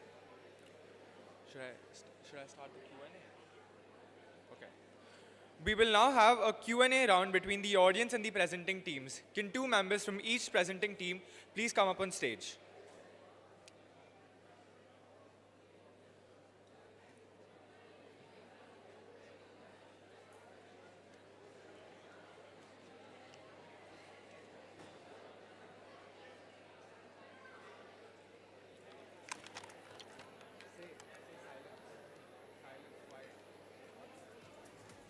Can we all please maintain silence as we start the Q&A session?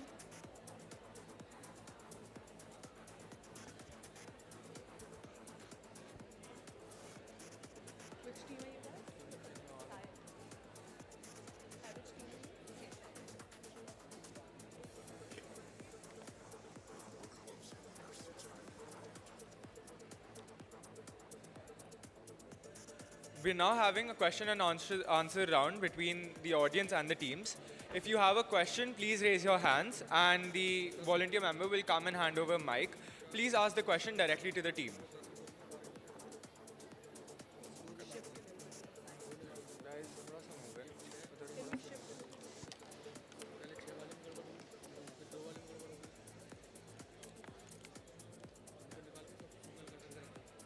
Are there any questions for the teams?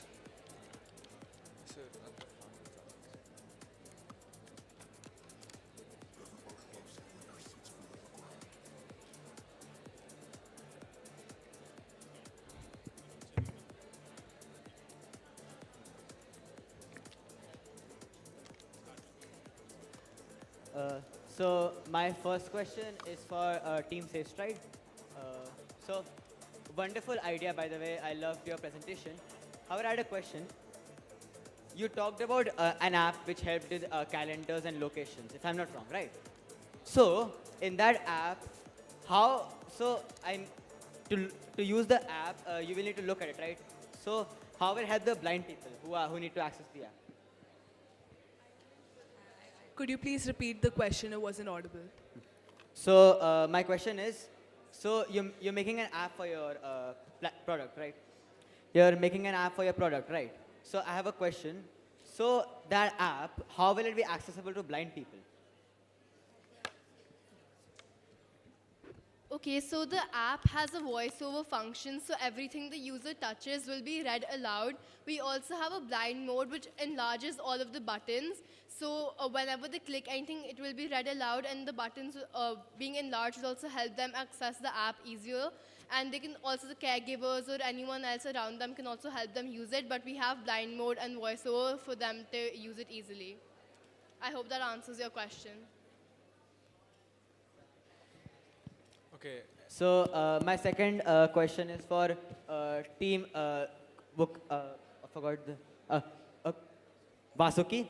So my question for your team is, you mentioned a couple things. First, you mentioned about how rescuers might not be able to get into areas, and if they try to get in, the earthquake might affect them more, and they might get injured. Great point. Really love that you made a robot which will help with that.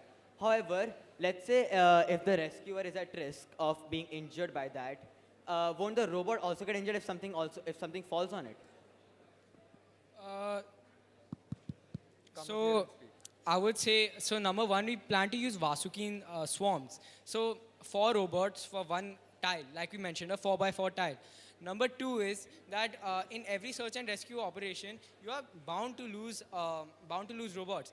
But our Vasukis only cost 25,000. That's why we made them very cost effective.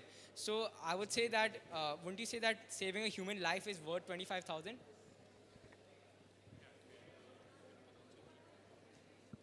Okay, are there any? Okay. I have a question. This is for Team ArithmiX. How do you notify the user of their heart attack? And can I see the prediction that was made during the demo?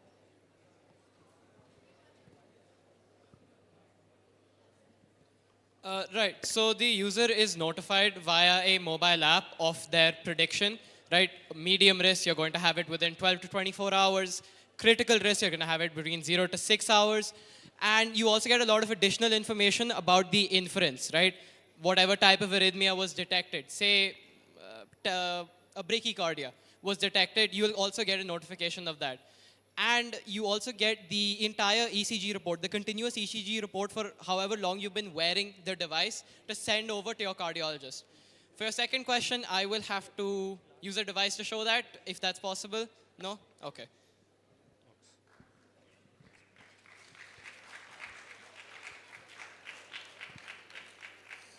My question is for Team Wildlink. So you mentioned that you used Hello? Yeah, my question is for Team Wildlink. You mentioned that you used YOLO. So YOLO is already a pre-given tool given by Python. So you've just inserted YOLO into the library. And what's it doing after detecting a tiger? Because anyone can go onto their laptops, open Python, enter a single line of code, and open up YOLO. So what are you doing more than that? Did you hear the question? I'm sorry, can you a little louder? I didn't catch the last bit. Hello? Okay. So, as you mentioned, you guys are using YOLO, which is a tool. Okay. As you mentioned, you're using YOLO, which is a tool given by Python, which is accessible to anyone on the internet, which is an object detection tool, or it's a program. It's already been trained, and it was made by developers at Python. You can open it up on any laptop and it will detect things in front of you. Like even if you took a bottle, when you had it opened, you hadn't configured it. Like if you took a bottle in front, it would have detected it as a bottle. It's an object detection tool. So what have you added onto it? And after detecting a tiger, what will the lights and the sounds make it do? And does it have any impact on the tigers? Or does it just scare them away? So the aim for the light and sound, that was the YOLO triggers, we trained it on data sets, and the YOLO triggers the light and sound. And what happens is that we aim that the tigers get a psychological shock, not an impact. We don't want to scar the tigers, but we want to give them an impact that, and especially the things about Wildlink are that you can switch their locations. So we want to create that psychological, and we want to ingrain it to them that if you go on this path to this village, you are going to get stunned, and you are going to, because tigers have a really sensitive eyes. Their retinas and cones are very sensitive. So bright lights especially are really, really, not harmful, sorry, but really, really, it's like these bright lights, you can't look in them for too long. And if you do that in a burst, that stuns the tigers enough to try to take them away. So we have videos of tigers being stunned enough that they start to back away. So the aim is to back them away from the area. Cool, thank you. Do we have any other questions towards the back side? Anybody here? Okay, we have one there. So my question is from Team Spectra Safe or whatever that was. I just want to know, so like these days, most people expect their food which they order from outside to be adulterated, since it's very common on a daily basis these days.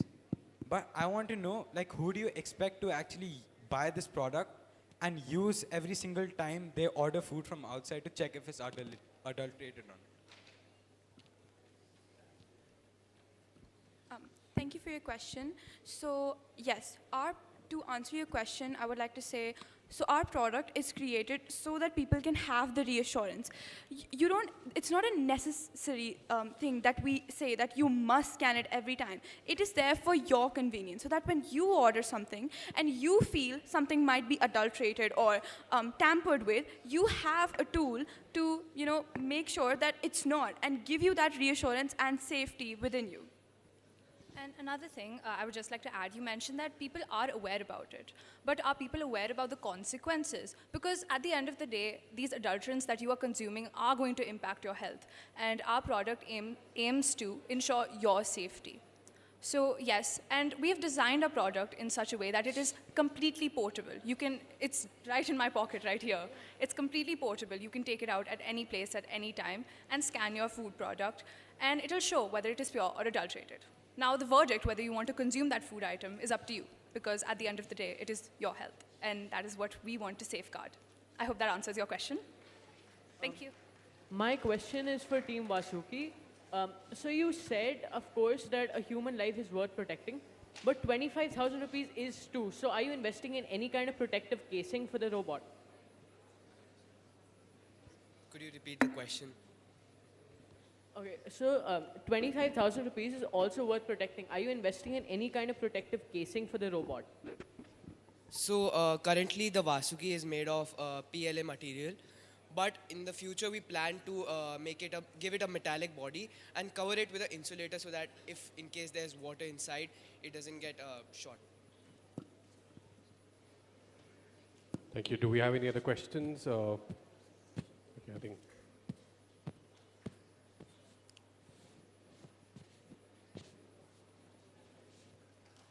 That's it. Okay, I think we've got one more question.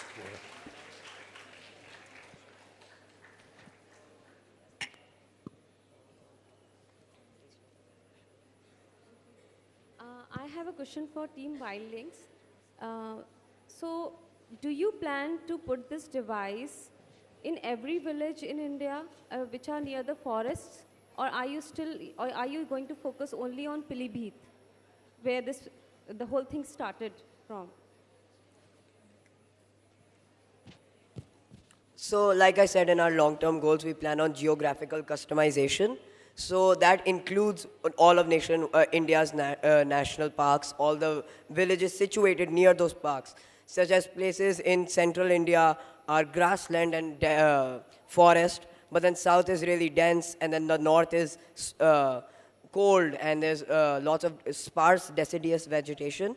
So our geographical customization will also extend to nationwide places, nationwide national parks, and nationwide villages near those national parks.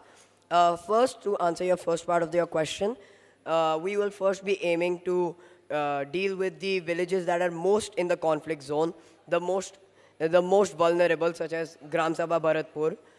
These are the villages that we truly aim to help first, and slowly we expand nationwide. When do you plan to do it? Like, when do you plan to start it? Do you have a plan in mind? We plan to do this from 11th grade to however long it takes. We plan that we integrate WildLink into our lives, and we truly strive to save both sides of the forest. Okay, so you're not planning to like stop. You're planning to continue with Yes. this experiment and Yes. you're carrying. Okay, nice. Thank you. Okay, we have time for a couple of more questions. Anybody at the back who would like to ask one? Okay. Hi. Hello. Yeah. My question's again for Team WildLink. What are the production costs for each of your devices? The production cost for each and every WildLink device, right? I hope that's what you're saying. So our prototype was pretty expensive because as all prototypes go, you have to experiment, you have to evolve. And over 6 months, we did have an evolutionary cost of above 30,000 rupees on parts.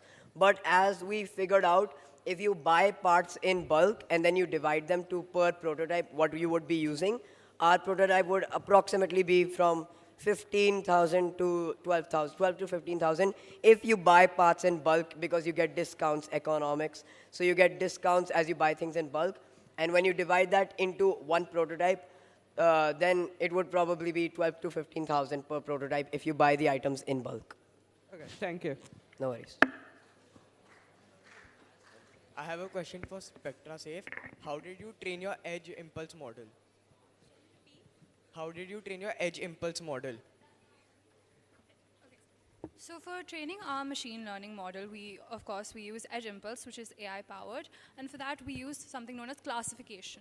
So using classification and anomaly detection, we can detect the type of food that is there. It classifies that, and if it comes within the pure threshold, then it will flag it as pure.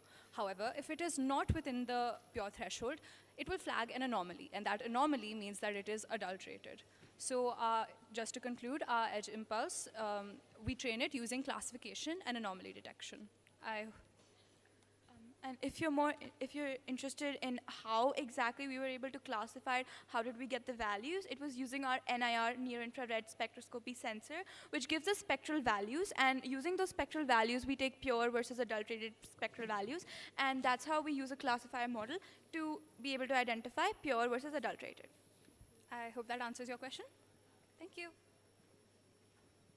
This question is for WildBlink. What if the tiger goes out of the field of view of the camera and goes towards the village? What are you going to do about that? Could you please repeat? I couldn't hear you properly. What if the tiger goes out of the field of view of the camera and goes towards the village? How will you deter that? All right. So first of all, our field of view is currently 120 degrees on one side. And as we explained, the mapping of Philippines is as such that there's the forest, the barrier, and the corridor, which is basically the sugarcane fields, and then the actual village. So we'll be installing it at multiple places because currently we only have like a one direction facing camera. So if it's not detected in one, it will be in the other one. Considering how we're using, like repurposing old phones in our prototype, that will also make it more accessible for like forest rangers to, accurately detect the animal. And one of our future goals is including 360-degree like fisheye cameras. So once we do that, that problem will be eliminated. So even after the tiger hears the siren, what if it still goes towards the village? Even after the tiger hears the siren, what if it still goes towards the village? That's a really good question, thank you. If the tiger hears the alarm but decides to go to the village, that was only 40% of the equation. The real part of the alarm is that it warns the villagers. So the main alarm, the main point of it is that it warns the villagers to go inside your house and probably not go farming for the next few hours. So the main point of the alarm wasn't just to scare the tiger, but it was also to warn the villagers of animal movements and that they should stay inside. Adding on to that, so while we do want to deter the animal away, when we talk to the villagers there, they mentioned that what they really want is a system that can, alarm them, like Jay mentioned, not something that, yes, to eradicate the problem all in itself, but also something that can, make them aware of the danger that's approaching.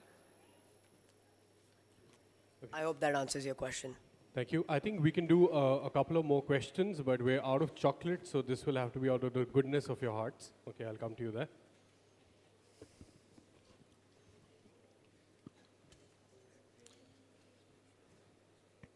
So my question is for WildLink. So basically, okay, I understand the fact that you're saying that your detection is mainly for carnivores, acceptable. But say there's a deer that your model doesn't detect. It comes into the village and it gets scared and it starts attacking people. So that means yours works only for a small part of animals, not for the entire thing. So how are your ways to overcome that?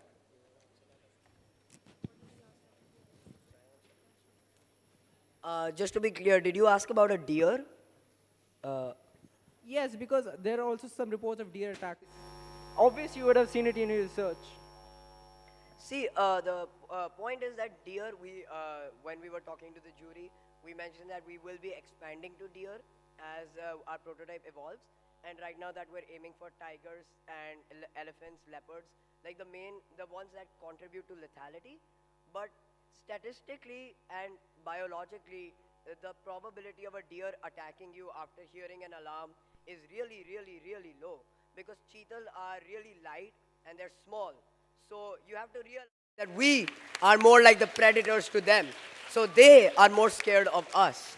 And the same goes for nilgai. And as far as wild boar go, there are more reports of wild boar being eaten by humans than wild boars eating humans. I hope that answers your question. Sure. Okay, considering you have done this much research and work, just if you consider expanding this to snakes as well, because snake bite is one of the major reasons, how would you go about it? Because you are seeing something at ground level and then you are targeting more straight, so you will not be able to see snakes. Is there any way you think of overcoming this problem in the future? That is an amazing question, and I really thank you for that question because that was one of our thought processes. As far as our WildLink devices on the stand over there go, unfortunately, I don't think they'll be equipped for snakes because snakes have been there for a really long time, and evolution states they are very camouflaged. So this device would probably not be able to go for snakes, but we probably will be evolving to make a device specially conditioned for reptiles by using heat signatures as a primary. So that is a really good question. But unfortunately, as far as the wilding devices go, this is for mammals only. But pretty soon, we're planning on developing a reptile-centered device. Thank you. I have a question for Wildlink. How do you plan to charge your UPS? So right now we're planning on getting an integrated battery pack for, so the UPS is temporary. Okay, I need to understand that. We will be buying a battery pack, and we are also looking into solar powered options. But if we want to go for battery, then we'll probably be going for a battery pack, which we will have to research further on. And otherwise, our main motive right now is that when we continue this project, we customize it so that we can finally integrate solar panels onto it.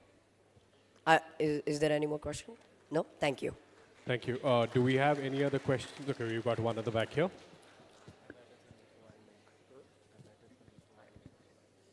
My question is for each of the teams. If your projects were an animal, which animal would it be? Pass the mic. It's for all of the teams. Just pass the mic. Answer. No, we're not answering this. We're not answering this. No?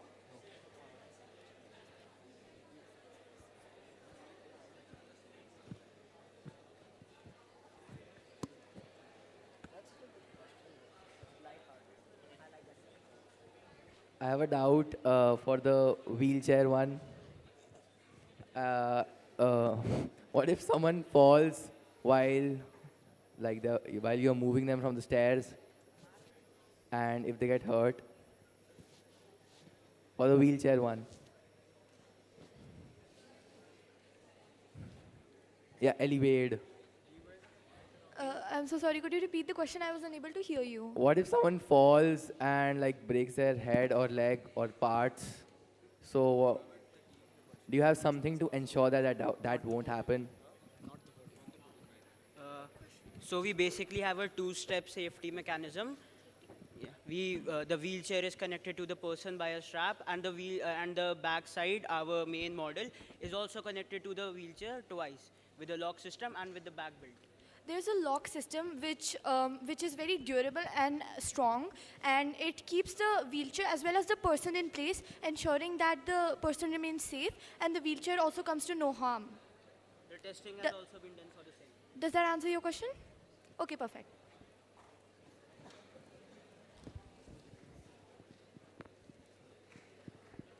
My question is for Wildlink, and the question is if that you have a large village and then how is your device affordable enough? Is it affordable, and how will you decide to cover a large area, and is it affordable enough to cover in a large village and a large area? So we're planning to work with forest rangers and forest departments within the government and different NGOs, so the local villagers won't have to worry about the affordability monetary wise. But if we're talking about the government, this problem is very life or death, right? Because every single day a new case of somebody dying is occurring, right? So I think considering how we're leveling up in the future and integrating better thermal cameras, fisheye cameras, we won't be needing these many devices within one corridor. But for now, I would say it is pretty affordable, and it is going to work out perfectly fine, because the question is of life or death. Is that... Thank you. With this, we conclude the question answer session between the audience and the teams. You guys may leave now. Thank you. Thank you. Thank you.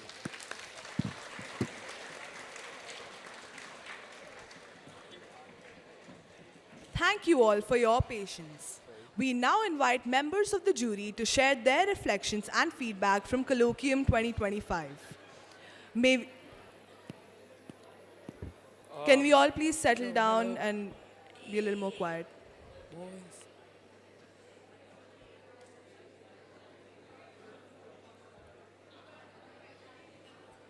Can everyone please maintain silence? Can we please maintain silence? Thank you. Thank you all for your patience. We now invite members of the jury to share their reflections and feedback from Colloquium 2025. May we first request Mr. Amit Dubey to come up on stage.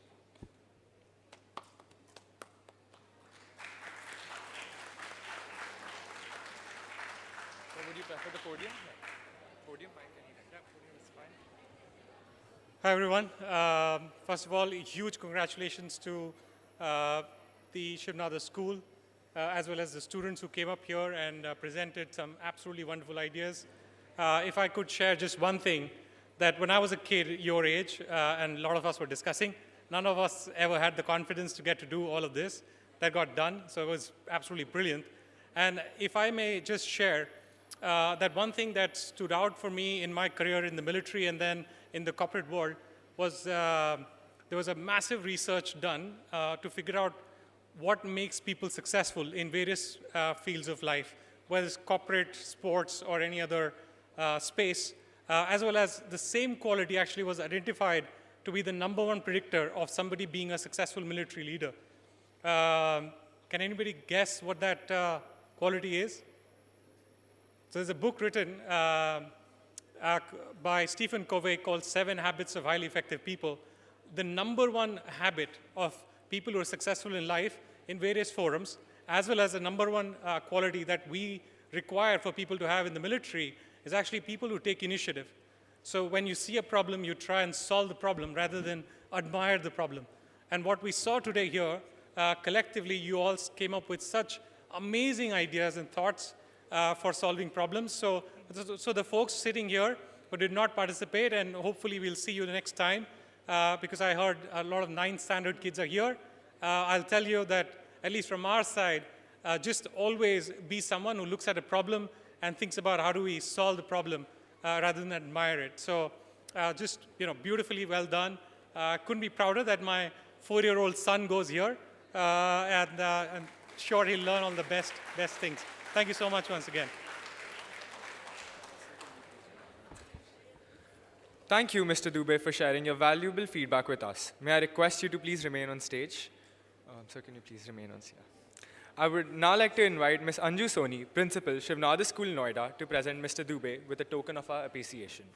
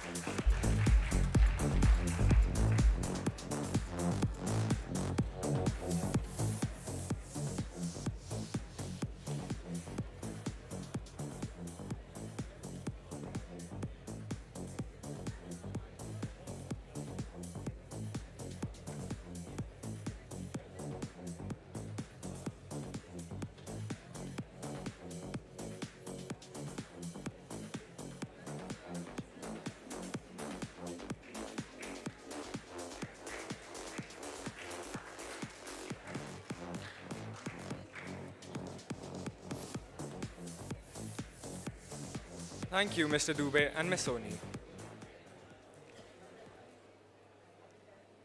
May we now request Dr. Venkatesh Sarvasiddhi to please come up on stage and share his reflections.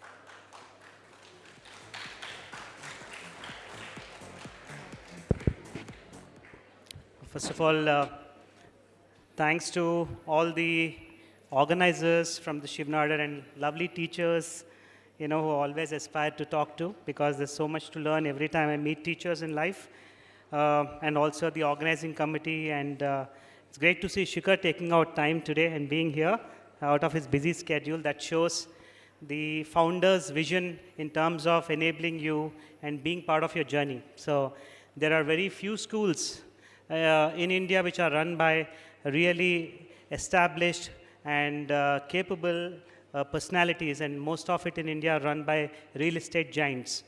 So I feel that's a credible thing to look at, the way they are strengthening, thanks to the Shivnada group and all the associates who've been here. Mostly I I'm involved in the STEM education at engineering levels at IITs, BITS, their innovation centers, because I led the Microsoft Innovation Center for 5 years at Microsoft, handling competitions like this. I was talking to your leadership, telling them that, what you guys have done, even most of the engineering students can't do. That's a big round of applause for all of you. Certainly, those set of people here and some of you there would be seen as CEOs, CXOs, scientists in the coming years. I'm very, very hopeful about each and everyone present today. And competition, in my opinion, it's not just about winning or 1, 2, 3 or losing. It's about participation. So, all of you are winners, in my opinion. It was very tough for us to, brainstorm and select 1, 2, 3.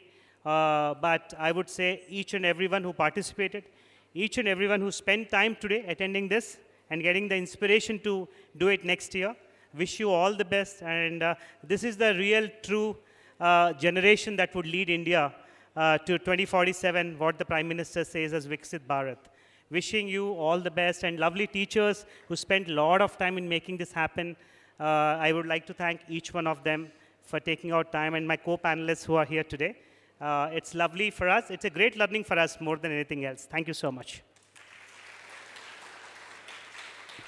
Thank you. Thank you, Dr. Sarvasiddhi, for sharing your valuable insights with us. May I request you to remain on stage. I would like to invite Mr. Sameer Arora, Principal, Shivnada School, Gurgaon, on stage to present Dr. Sarvasiddhi with the token of our appreciation.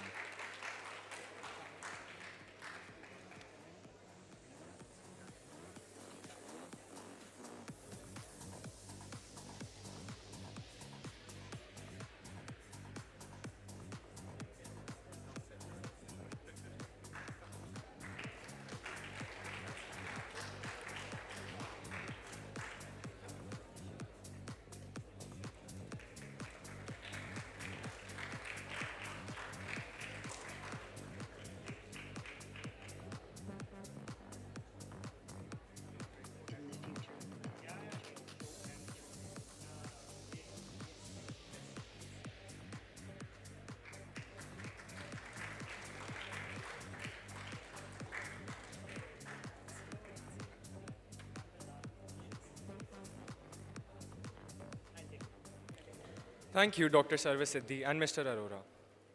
May we now request Mr. Akhilesh Nautiyal to please come up on stage and share his reflections.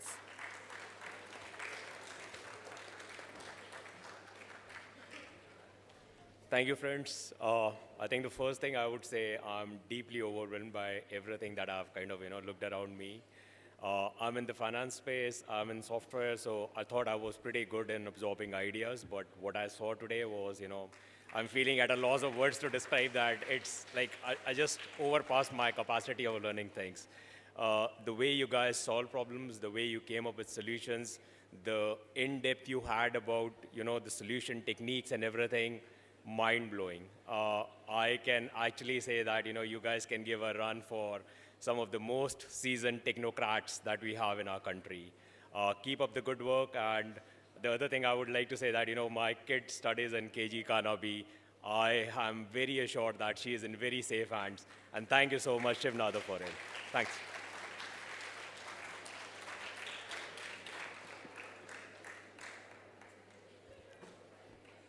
Thank you, Mr. Nautiyal, for sharing your valuable feedback with us. I would like to invite Ms. Deblina Chakraborty, Principal, Shivnada School, Faridabad, on stage to present Mr. Nautiyal with a token of our appreciation.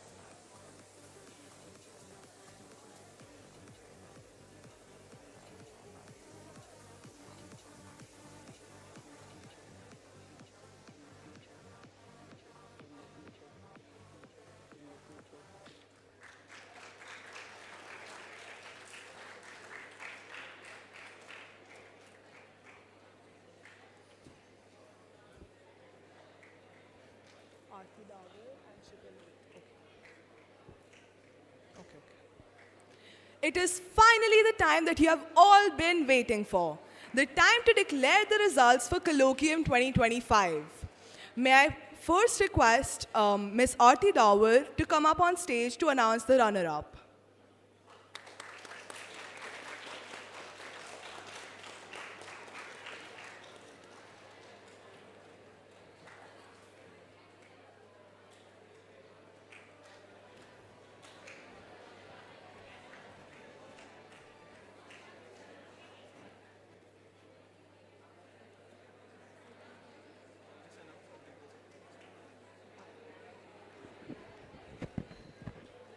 Are we ready?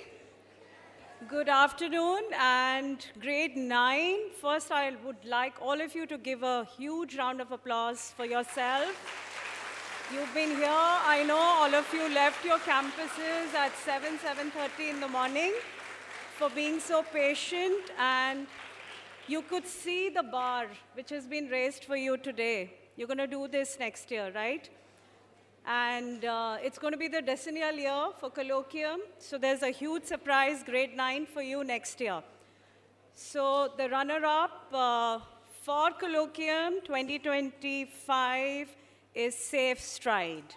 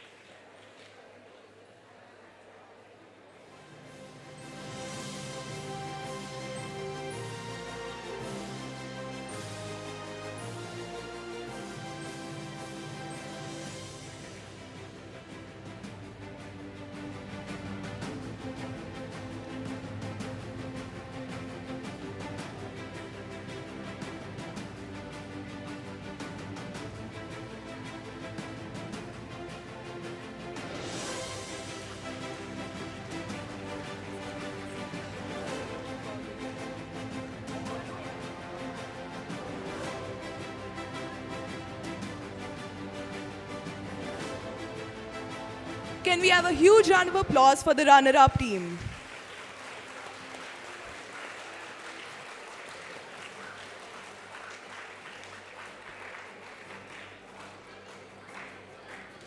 I now request Mr. Shikhar Malhotra, Chairman of Shivnada School, to please come up on stage to announce the winner of Colloquium 2025.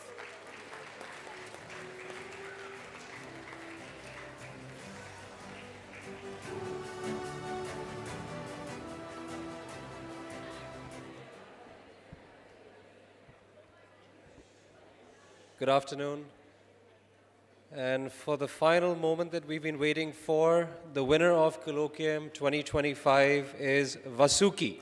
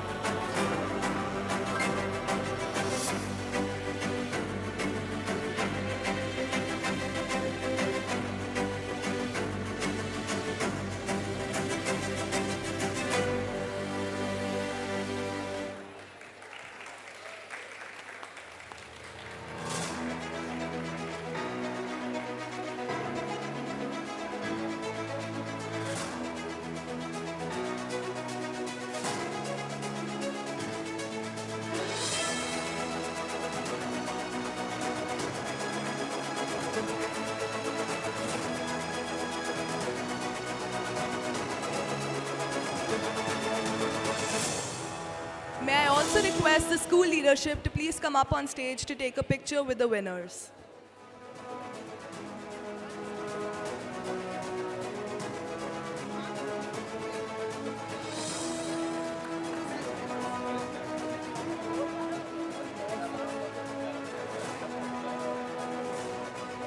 Can we also request the judges to please come up on stage for a group photograph?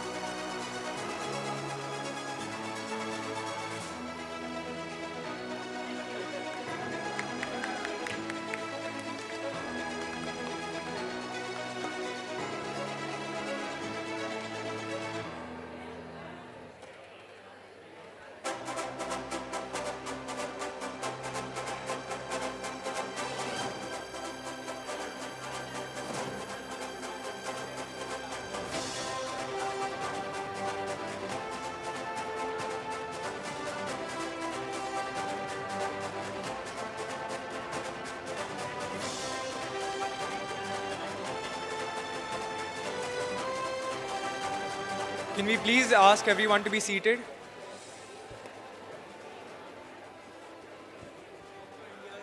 Can everyone please be seated in this? Requesting everyone to please be seated. Colloquium 2025 stands as a reminder that learning is more powerful when students are trusted to think, create, and solve meaningful problems. We thank our management, jury members, mentors, teachers, and students from all three campuses for making today possible. A very special shout out to our technology team at the core office for leading the event. We'd also like to thank and acknowledge Ms. Vandana, Ms. Indu, and Mr. Deepak and the entire marketing team at the core office who worked day and night to make this event a grand success. Can we have a huge round of applause for them? To all of our presenting teams today, is not just about winning. You represent the next generation of problem solvers, scientists, designers, and technologists who are learning to engage with the world thoughtfully and responsibly.